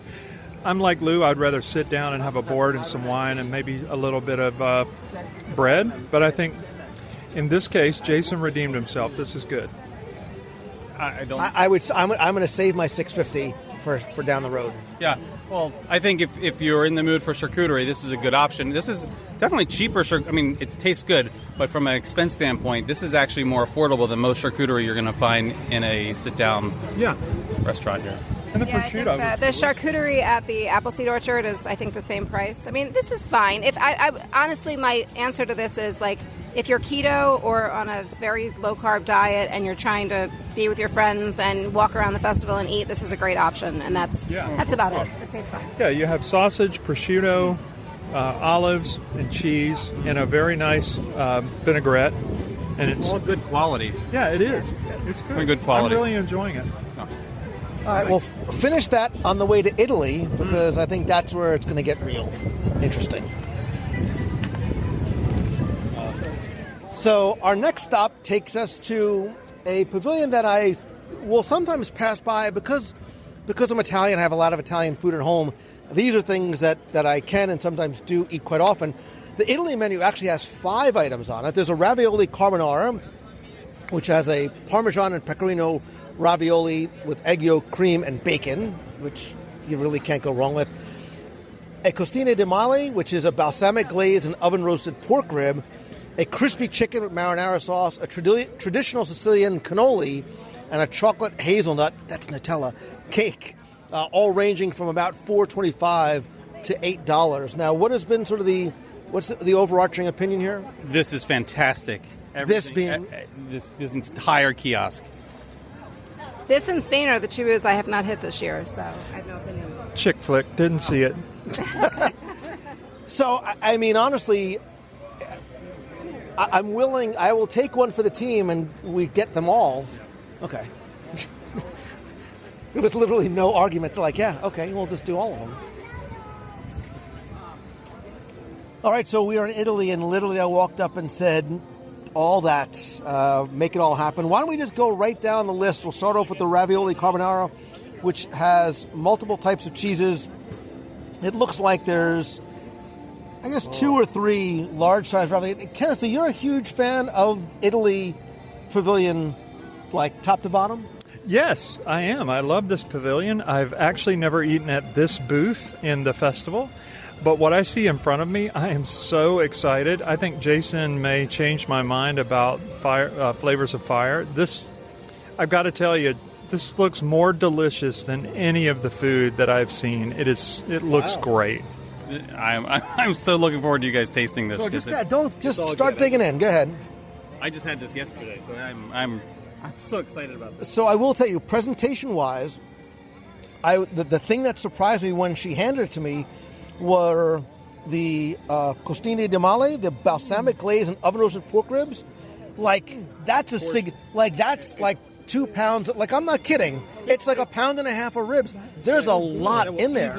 That will easily feed 2 people. Oh, without a doubt. So Great. So you guys talk ravioli. The Here, ravioli take this. is amazing. It's very fresh. It tastes like homemade pasta. I'm taking the whole thing. It's very cheesy, but it has these lardons, or I'm not sure what they call that in Italy, Lou. You can tell me, but they look like lardons and Pancetta. Yeah. It's like pancetta. It's little- Italian bacon. it's really good. Crumbled up on top of it. I just can't tell you how good that is. Yeah, that's really wonderful. It's very fresh, and I will say, like, one of the main reasons that I tend to skip this booth this time of year is because Italian food just doesn't call to me when it's Central Florida hot this time of year. But that's very light. It's not nearly as heavy as I would expect it to be. It sounds heavier from the description Yeah. than it tastes, and it's lovely.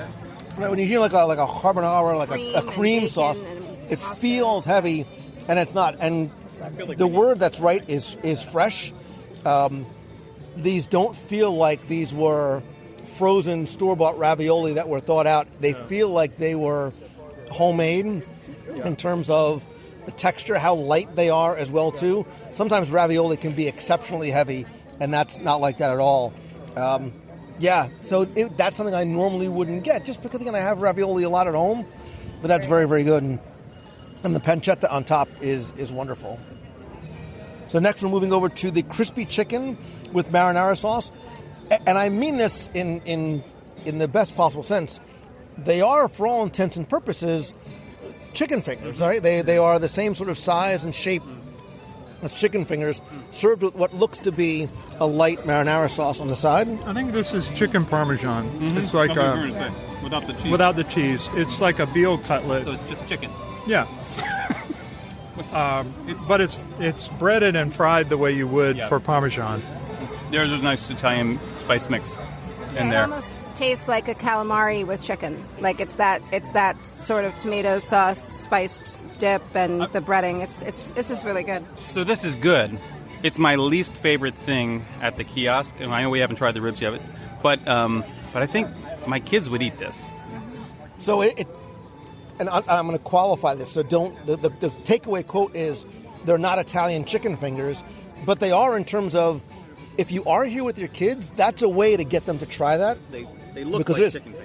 Because it's a very moist and tender piece of chicken, very, very lightly breaded. Look, the flavor comes not just from the chicken, but from the seasonings on the breading. It made me think of the way my grandmother used to bread basically everything. Yeah.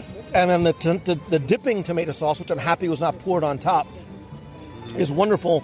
It's not too thick. It's not spicy at all. Very, very accessible, very easy dish. And again, a really generous portion size. Yeah. A lot of really good breast meat. Oh, that's traditional Italian. Oh, you're not very hungry? Here's 4 pounds of pasta. Yeah. I will say, despite the name, it is not crispy. No. The breading is soft, but it's delicious. Yeah, it's nice. But so Jason's like, all right, those are just sort of the warm-ups. Those are really the appetizers towards the balsamic. I'm still going to eat this last ravioli. You can have that. I am amazed at how many ribs there are in here. And look at the... It's all meat. It's all meat. The color. Look at the color on this. The caramelization on the skin. It's just... Oh, it's so good. Why don't you pick it up? It's got a nice handle. Oh, no. Look what Man you did. down. Trying to be polite. Oh. All right, stop cutting the ribs. Just pick it up with your hands and eat the it. ribs up. We're all That's how they're family meant here. to be eaten. There you go. Just coming from the guy who eats ribs with knife and fork. Oh my God. Okay. This is pork belly. It's not pork belly, but it tastes like pork belly. It's so rich and fatty and delicious. And it's got a nice char on the outside. It looks like a caramelized kind of a sweet coating that they put on it before they charred it. Think pork belly. It's delicious. Yeah, it's very, very good. I will say it's fattier than I would normally go for, but it's delicious. It's very smooth. It's not that pork belly that's got the too much texture for me. It's delicious. It falls off the bone. There's a lot of meat here. It's not mentioned. It sounds like it tastes like there's a wine reduction that's used in the balsamic. There's a wine reduction on the side that they caramelize. Yeah, it is the richest, fattiest pork belly that you would ever eat. That's what it tastes like. But it's a rib. It's not belly meat. So that's the perfect description. And I will tell you, my grandmother never made anything like this back on Ocean Parkway in Brooklyn. It doesn't taste like something I would expect at an Italian dinner, for lack of a better word. Obviously I've not been to Italy. I don't know. But you're right. It is sort of almost a sweetness on the outside of the pork belly. I agree too that there's a nice balance of meat, and look, a lot of the flavor comes from the fat, but it's not so fatty that there's a textural issue in your mouth. And again, there's an absolute ton of it in there. Oh yeah, I think it's enough for me actually. And if you've ever seen me eat meat, that's a big statement. I've seen you eat meat. Have you had it yet? Have you tasted this? I just did, yeah. Okay. Just make sure, because he's going to devour this. Kenneth will inhale this in 2 seconds. I'm cutting this just to be polite, but I know I'm going to eat that other half too. And again, there's still, sometimes you order ribs and it's 70% rib, 30% meat. There's a lot of meat on these bones. I'm impressed with the flavor and the portion size. For you barbecue aficionados out there, the meat does not fall off the bone. It holds the bone, but it tears away clean, which is exactly how you'd be trying. That's what you'd be going for in a barbecue competition.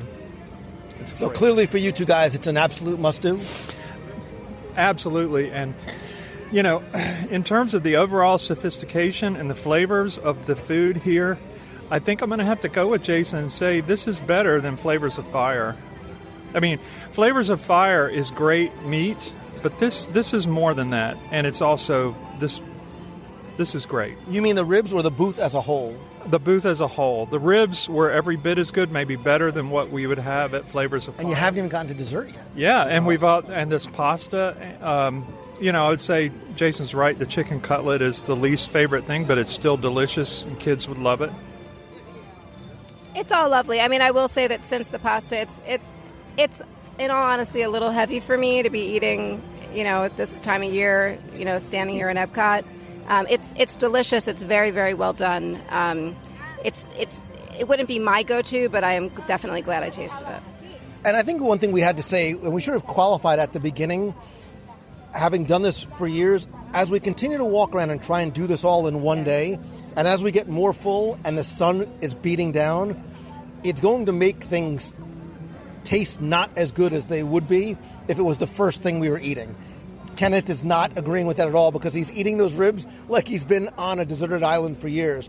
You just cut up the chocolate hazelnut cake, which is vanilla cake and chocolate hazelnut mascarpone cream dipped in chocolate. It almost looked like a malformed Mickey bar when it first put it in the... Yeah, that's what I thought when I first saw it. I thought it was almost like an ice cream bar of some sort, but it's a cake inside, and it's delicious.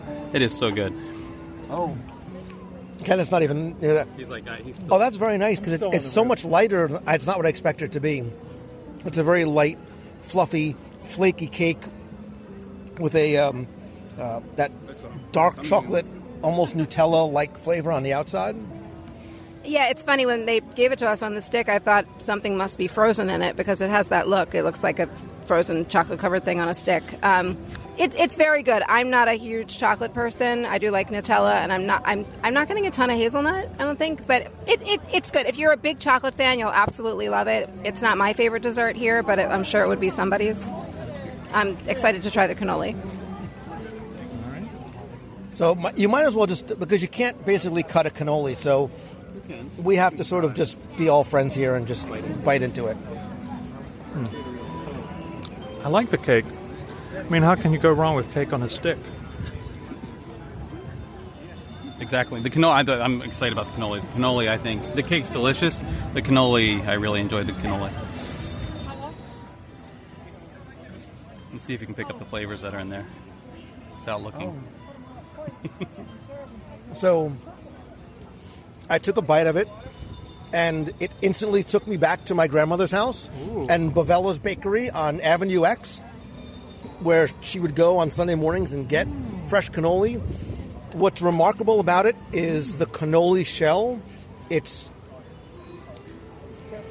a lot of times you'll get a cannoli shell and it's almost stale. It's very, very hard and super flaky and crunchy. It's not supposed to be.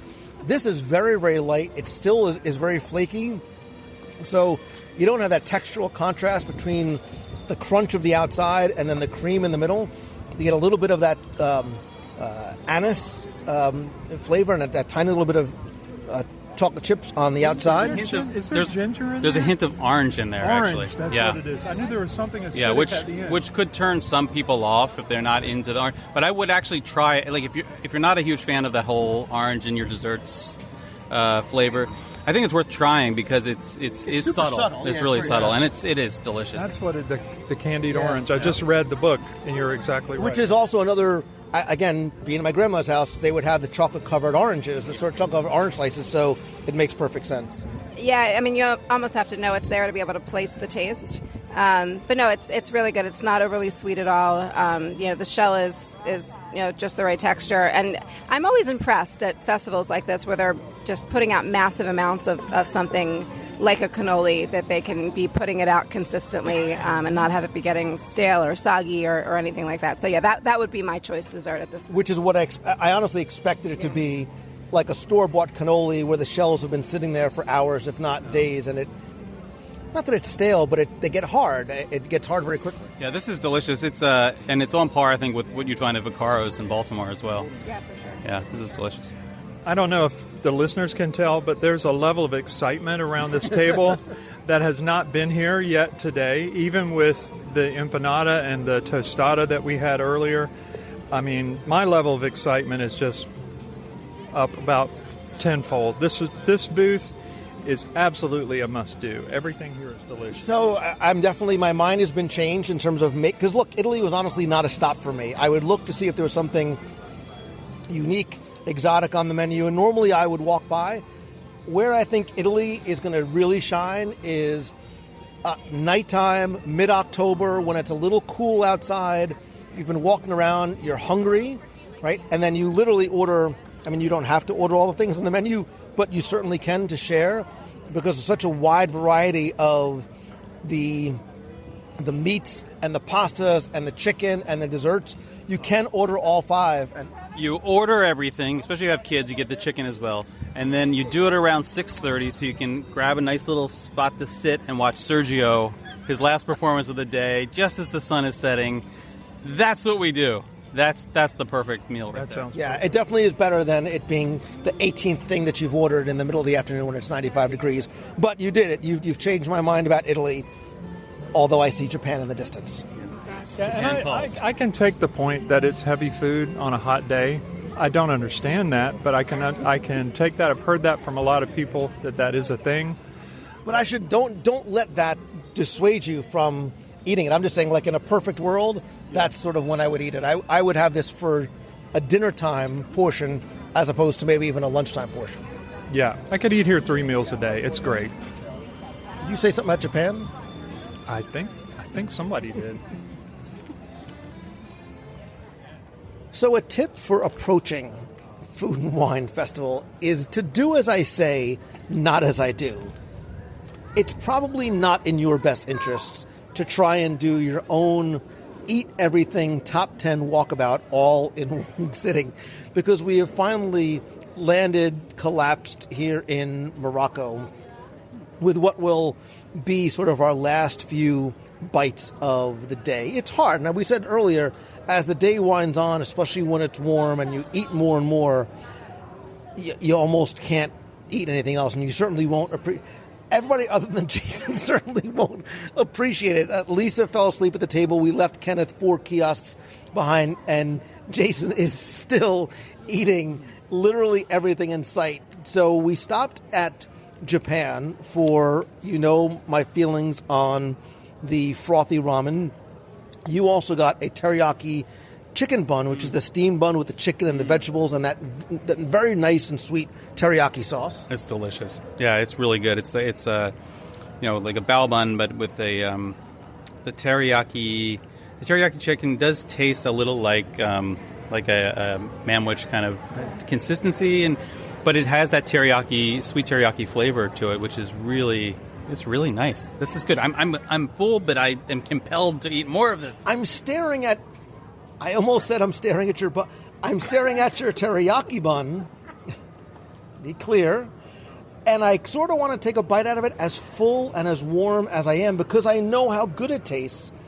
And we have the frothy ramen, which we're going to save so Kenneth can have a taste. But we also stopped in Morocco. I think we all at the beginning sort of mentioned the spicy hummus fries. And I think I gave my award. Like, I don't know why I love them so much, but I do. And you had one for the very first time.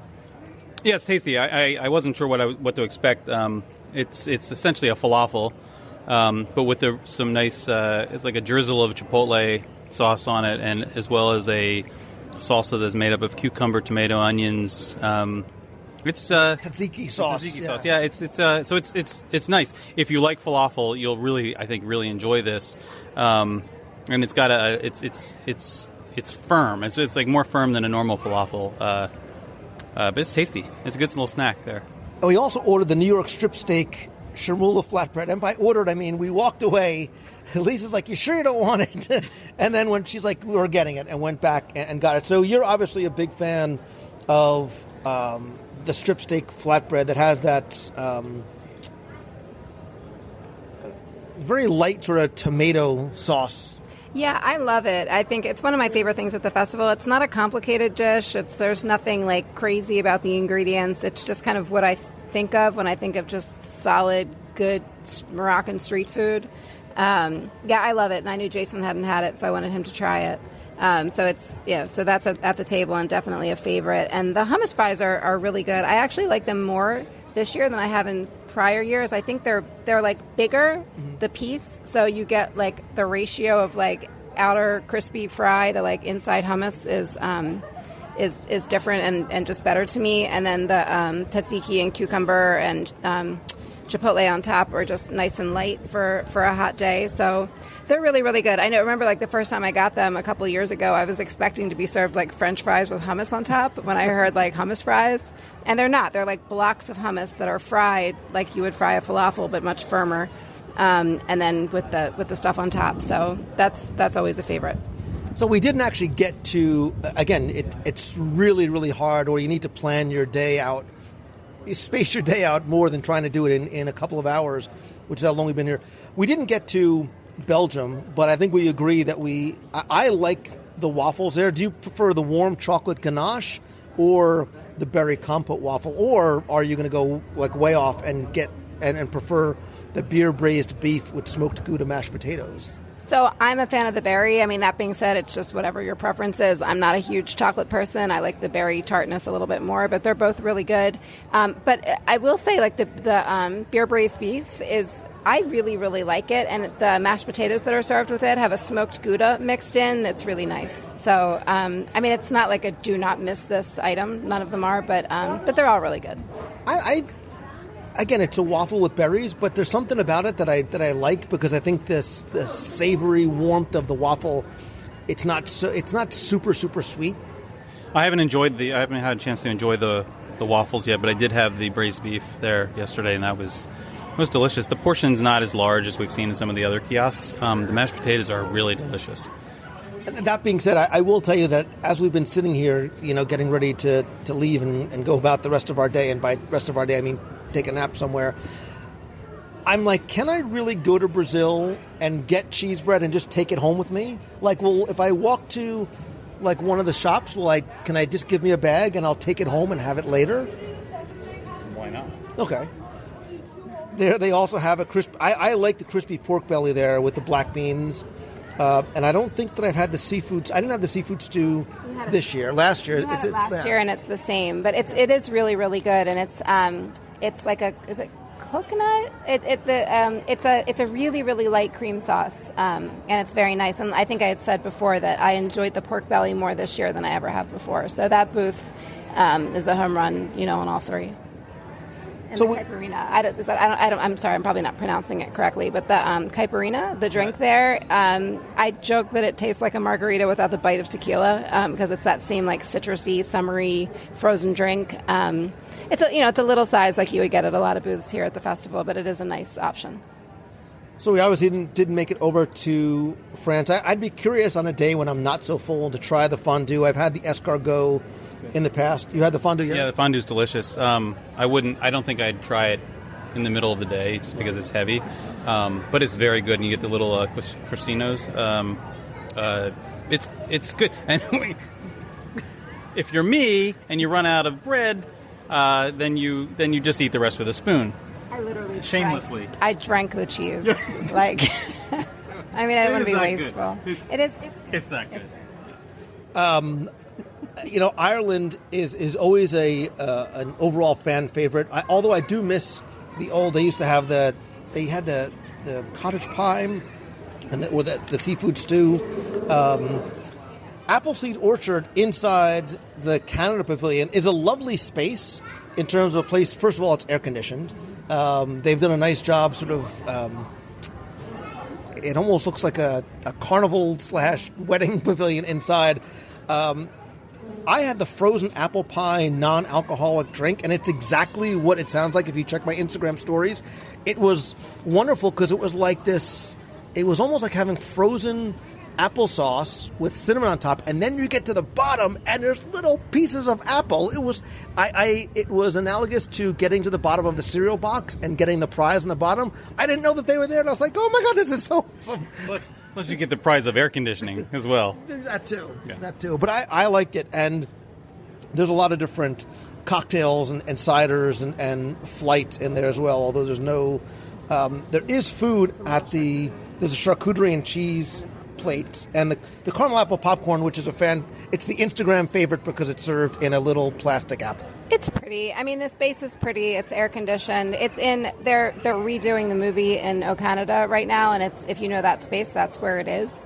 And I'll say, like, if you're at the festival, especially if you're at the festival with kids and everybody's hot and tired, it's kind of a nice sort of stopping point to relax and refresh, have a beverage, and just cool off. And there's actually a KidCot stop. If you're familiar with the Epcot KidCot stops, there's a KidCot stop directly outside with booths where you can sit and still have the air conditioning kind of wafting from inside. So it's a good place to kind of regroup if you're with children and just or without and just need to kind of cool off for a little bit before you move on. Yeah, so we're gonna wait for Kenneth to wake up from his nap, and we're gonna finish off our day with our carrot cake from Hops and Barley in America, which I think is it's a fitting end for our walkabout around the world. But I do want to hear from you. The idea of doing it and recording it this way live is to make you feel as though you've been walking along with us without the the oppressive heat and humidity. And I want to know, what is your must-do at this year's festival? Now, I have been sharing as I've been here a couple times on Instagram and on Facebook, and some of you have responded already. I asked in the Facebook group what your one must-do thing to eat, drink, or experience is, because we didn't even talk about Party for the Senses, some of the other activities and seminars and celebrities that are here. Jeremy Goff is really looking forward to the frothy ramen. It sounds weird enough to be good. Jeremy Goff, I'm literally staring at it across the table. I promise you are going to love it.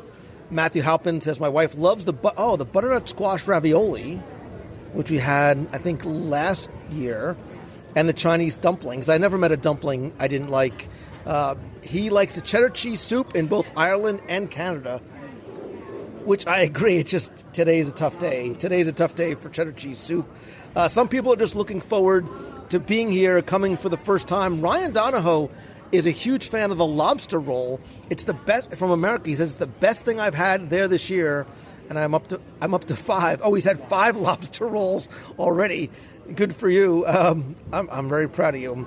A lot of people looking forward to the lobster roll. Gene Sabrowski Pashecki says the teriyaki chicken bun, which Jason just ate all by himself, is on my list because they were sold out when she tried to get them last year. A lot of people are looking forward to seeing Illuminations for the last time Brian Walton, the carrot cake in America. We're going to take one for the team. And the Schnickendugan. I don't know what that word is. Schinken noodle. I think you mean the noodles. I think he means the noodles in Germany. And then we also had some people on Instagram reply.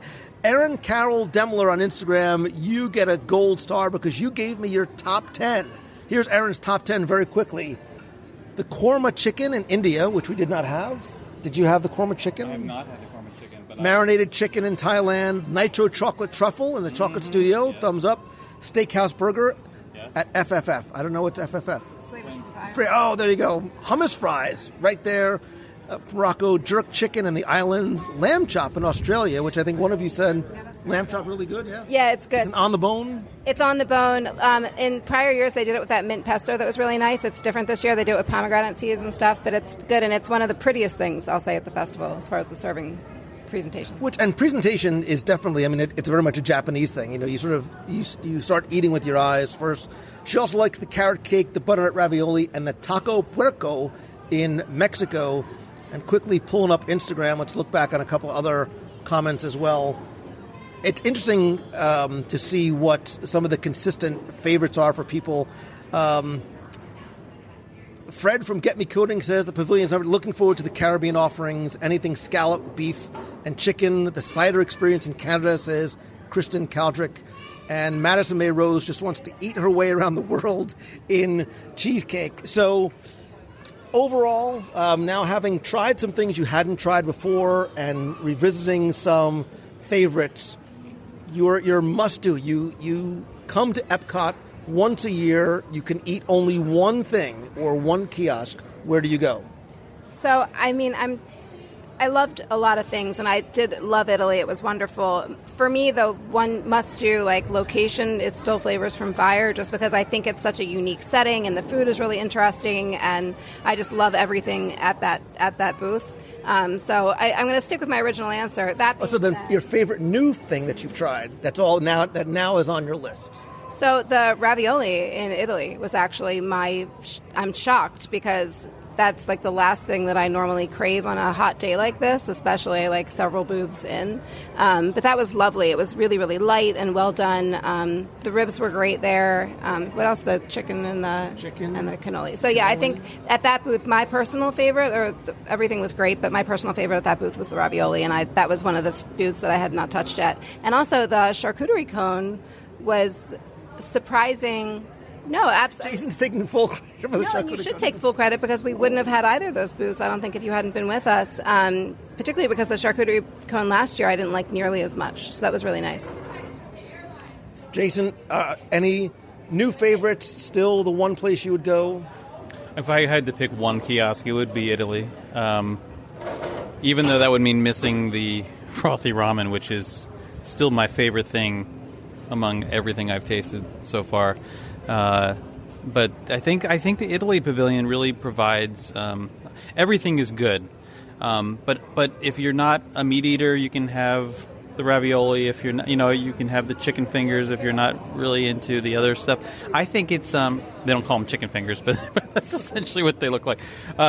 I think everything there is really good. Even the desserts are standouts. But I don't feel like my mind was changed with anything today.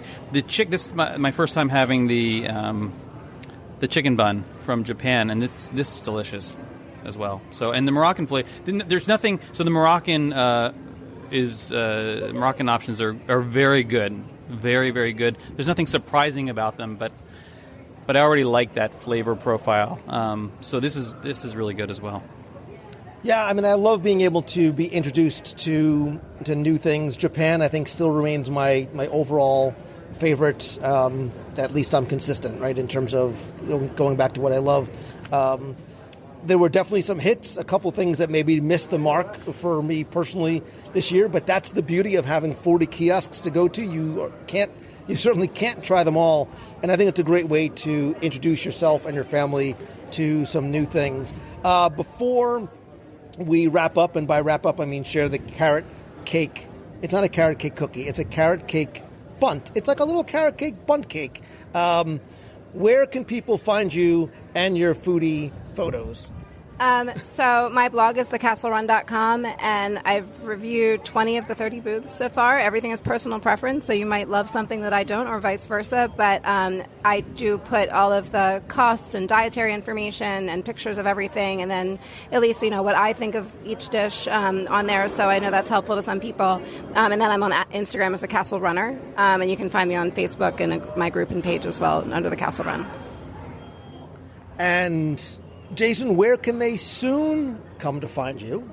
They can. So on Wednesday, September 18th, we're going to be. So when this airs, by the time this airs, it'll be open. Herewiththemagic.com, where we'll be. I want to kind of surprise everybody, but there's gonna be a lot of immersive content, video that is hopefully going to connect Disney fans with the place that they hold dear when they can't be here. You can also find me Here with Magic on Facebook as well as Instagram. And I'll put links to all those on I know your social stuff in the show notes as well. There's still more eating to do, but again, I want to hear from you in terms of what your must-do is, or the thing that you are most, if you could only be here and I could treat you to one item from one kiosk or one marketplace, what would it be? And look, if it's an experience, that's fine too. I'd love to know what your favorites are. Either come to Instagram.com/Lou Mongello. You'll find my picture of Japan fireworks at night. We have that conversation going there, as well as already in the Box People group at WDWRadio.com/community. Lisa, Jason, Kenneth, thank you guys all very much for being here. Yeah, thank you so much for having me. This is always such a nice thing to do together each year. Really enjoyed it and looking forward to eating the rest of the food in front of me. If they had a place where you could spend like $10 an hour to like go inside air conditioning and take a nap after Food and Wine, would you go do it? Yeah, I most definitely would. Oh, yeah.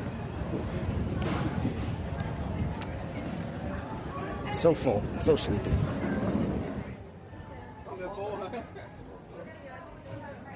So we woke up Kenneth from his food coma and shared the remnants of what was left on our table, which were the Moroccan hummus fries.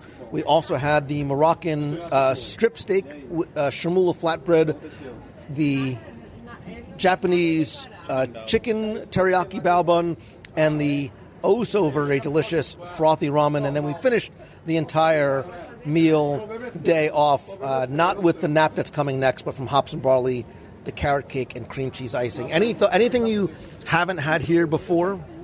Yes, almost all of this that's on the table I had not had before. And I'll tell you, the things that I would not have tried but for this group, and I'm very glad I did, there were two plant-based things we had today, which I thought were both good, the Impossible Burger Pie and these hummus fries, I think are both, if I'm not mistaken, there's no meat in this, right? It's delicious. They're spicy, but very good. The chicken bao bun, I think, is definite favorite in the Japan pavilion for me. That's delicious. I also like the cold ramen. And this dessert from the America Pavilion was just tremendous, the carrot cake. I'd highly recommend that. So has your must-do list changed? Any add-ons? If you were home and could only come to Epcot and eat one thing or from one marketplace, has your flavors from Fire choice changed? I think it has changed, and I'll have to give Jason credit for exposing me to the Italian booth this year, because it really is good. As much as I like the flavors of Fire, the fact that they deprecated the piggy wings and the fact that the Italian booth came on so strong this year, I would say if you're going to be here this year, that's the one booth. And I think that we are all in agreement that do as we say, not as we do, in terms of the way to approach Epcot is especially not in 3 hours, but it's really hard to try and eat as many places as, whether it's 10 or in our case 20 plus things in one day, and to try and space your day out and either plan ahead or just sort of wing it as you feel. But it's hard trying to it's literally hard trying to eat this much in such a short period of time. If you say so. Kenneth is literally the only person still eating. I'm still ready for the duck confit poutine. I mean, if you guys can come with me, I might walk around there. Listen, I might tap out. But then again, if I actually see the duck confit poutine, and look, like I said, there's still places that we hadn't hit that I think need to be, touched on again and experienced. And that's part of the fun of Food and Wine is you can go in and try things you might not normally go to a Brazilian, a Moroccan restaurant otherwise, but for a few dollars you're able to try it and see what you like and don't like. And as we were saying earlier, it might be sort of your gateway to going home and saying, hey, maybe we should try Indian food. Maybe we should go out and, go to a Brazilian steakhouse. Oh, absolutely. That's the fun of the festival. Everybody's going to have a different favorite. People are going to disagree on what's best, but one thing's for sure, you're going to have a lot of fun being in the park. You're going to eat a lot of good food. And if people want to find you or eat with you, clearly they can find you at Epcot Center eating your way through the World Showcase. But if they wanted to find you anywhere otherwise? Social? Anywhere otherwise? Social? Yeah, I'm on Facebook. Feel free to connect with me there. A lot of you have from the move to Orlando show, and I really relish meeting new friends, so definitely connect with me there. All right, maybe we can try the duck confit. I mean, it's right there. It's a digestive, really.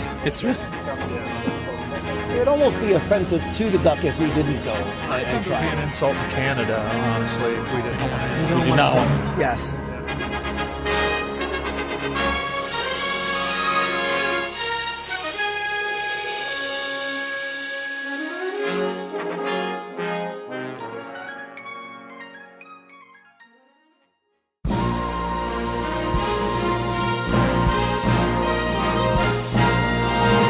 It's time for our Walt Disney World Trivia Question of the Week, where I invite you to test your knowledge of Walt Disney World's history or see how well you pay attention to the details, sometimes in what you see or hear.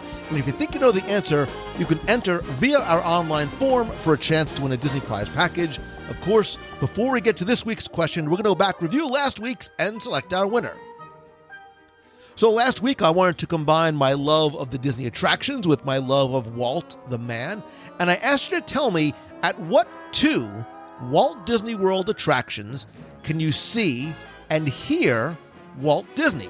Now, first, I want to thank the hundreds of you who entered, got this one correct, and even if you didn't get it correct, I want to thank you for entering and playing anyway. But the 2 answers I was looking for is first, Walt Disney's Carousel of Progress, where on the screens outside the actual attraction, Walt and the Sherman Brothers are sitting by a piano singing A Great Big Beautiful Tomorrow. And second is Walt Disney Presents, formerly Walt Disney One Man's Dream, at Disney's Hollywood Studios, where there are a number of clips where Walt is either talking about the movies, animation, and specifically Epcot Center. Now, a few of you did say the American Adventure. Now, technically, it's not correct because while you can see an image of Walt in the American Adventure finale, when Golden Dream is being sung, you can't actually hear him. So technically it's not correct. I wasn't trying to be tricky, but I found out that it was tricky. If you put American Adventure, chances are I included you in the random drawing anyway, but I did randomly select one winner from all the correct or correct-ish entries. And again, you're playing for all of my digital products, which is my 102 ways to save money for an at Walt Disney World book, all 7 of my audio walking tours of Magic Kingdom, both of which, by the way, still available in iTunes and Amazon, a WDW Radio vinyl sticker, a WDW Radio pop socket for your phone, and a WDW Radio t-shirt. And last week's winner, randomly selected, is Annie Naldo. So Annie, congratulations. Thank you for playing. I have your shipping information because you used the online form. If you played last week and didn't win, that's okay, because here's your next chance to enter in this week's Walt Disney World Trivia Challenge. Now, I've technically already given you the question during this week's segment. As you probably heard as we were walking and laughing and eating our way through World Showcase and Future World, I talked about Hunky Tuna Tostada, which is actually not a menu item at this year's Food and Wine Festival, but it's actually a quote from something Disney related. So that's your question this week. Where is Hunky Tuna Tostada from You have until Sunday, September 22nd at 11:59 p.m. to go to WDW Radio.com, click on this week's podcast, use the form there, and again, you're playing for all the digital products, the books, the audio tours, a vinyl sticker, a pop socket, a t-shirt, and I'm also going to throw in a mystery prize. I've got lots of cool stuff in the prize closet, from the grand opening of Galaxy's Edge, exclusive stuff from D23 Expo, some things from the archives, and a few other mystery prizes. I will randomly select one and send it to you if you're the winner. So good luck and have fun.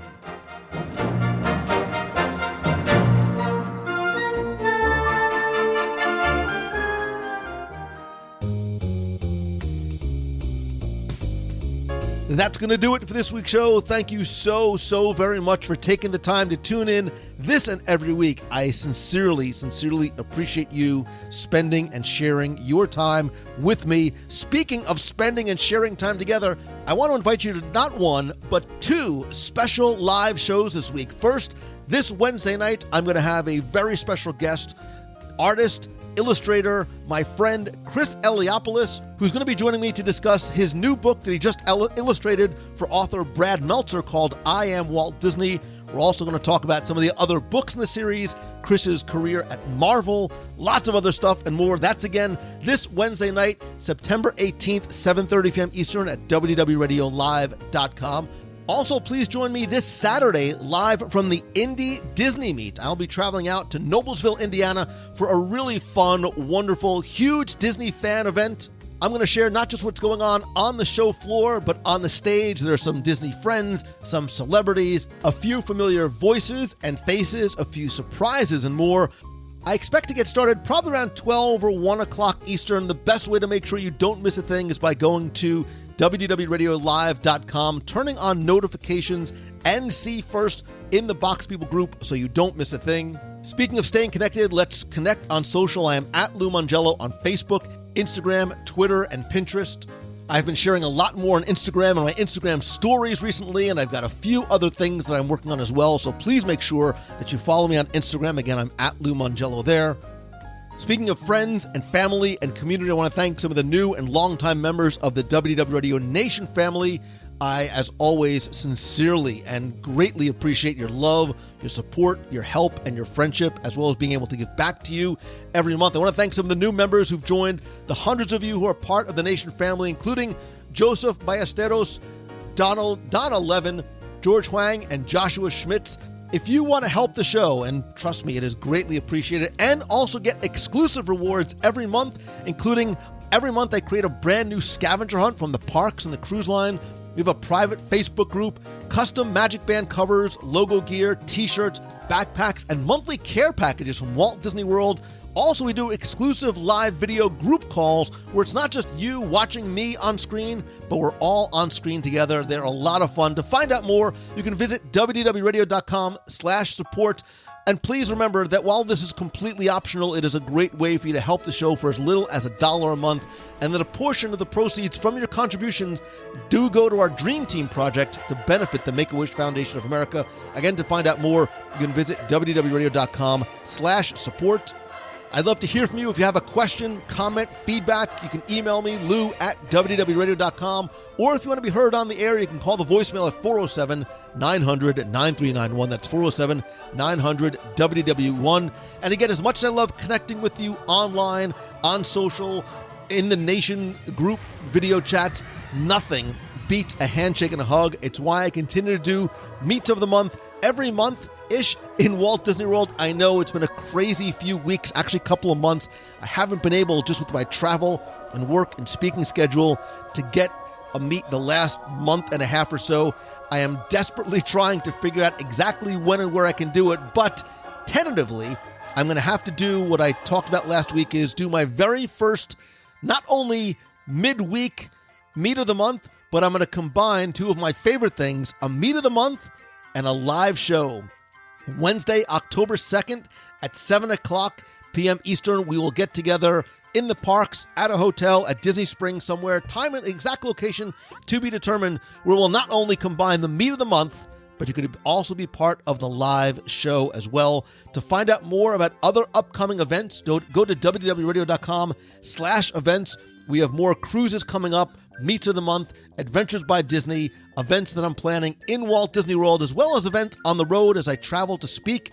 If you visit LouMongello.com, you can find out if I can come to speak to your event, your conference, or even your school.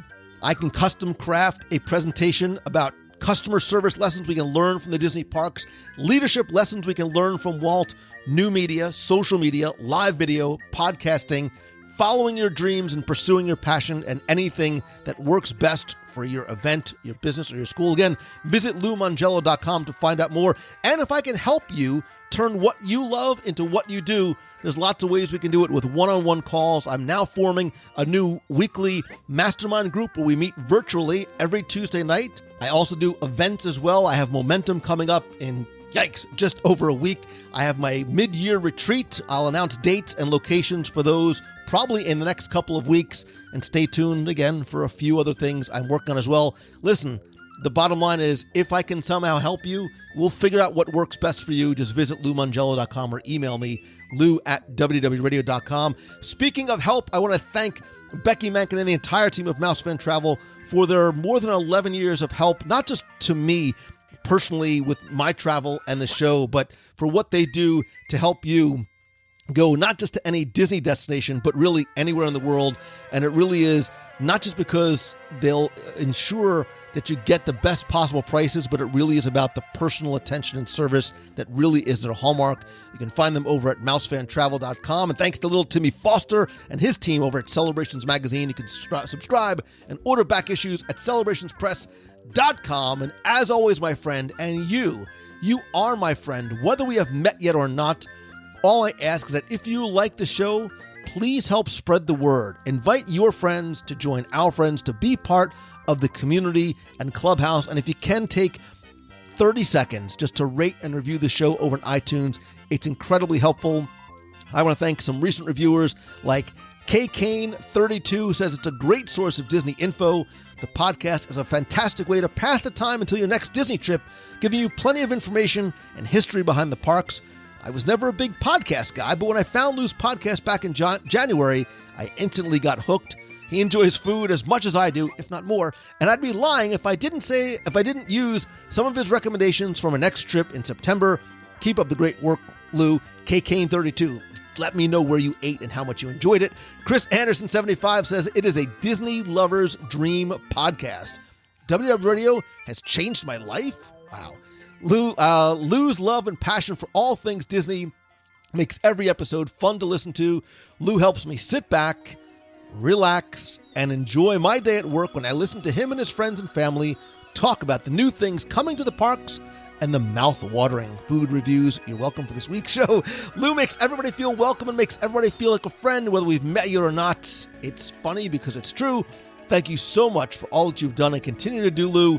Your hard work and dedication is greatly appreciated by this Disney enthusiast. And Steve Swerk 0482 says WDW Radio is the best. If you're seeking out the best Disney podcast, look no further. Lou's personality and love for all things Disney, from the parks to the history and of course the food, are infectious. He helps to bring that special Disney magic every week. I've recently started listening and couldn't be happier. We'll also host many others that add their own special touch to this amazing show. It's all here, waiting for you at WDW Radio. Oh, why not? One more. No Sam 116 says WDW Radio is so good. Lots of O's in there.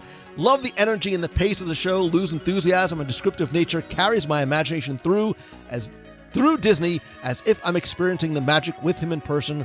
Thank you, Lou. Keep up the great work. No Sam, Steve, Chris, and K. Kane. Thank you. Thank all of you who have left a rating and review. Again, just search for WDW Radio in iTunes or go to wdwradio.com/iTunes. I'll give you a link right there, as well as instructions on how to leave a review. And finally, and most importantly, thank you. I am giving you like the biggest, warmest, Baymax-like hug I ever could virtually, because I appreciate you so very much. And I'm not just saying it because I'm recording the show. I want you to know I think and I feel that every single day. I love you. I appreciate you. And if there's some way that I can help you, please let me know, and I will do everything in my power to do so as a small token of my appreciation. But I hope that this truly is your best week ever. I hope to see you Wednesday night and Saturday afternoon. So until next time, see ya. Hey Lou, it's Sean Croft from Long Island. I just finished listening to part 2 of the top little things that you and little Timmy Foster missed at Walt Disney World, as well as the rest of us. And I have to admit this to you. I didn't know that the I'm Going to Disney World song is a full song, and that it played on their radio station.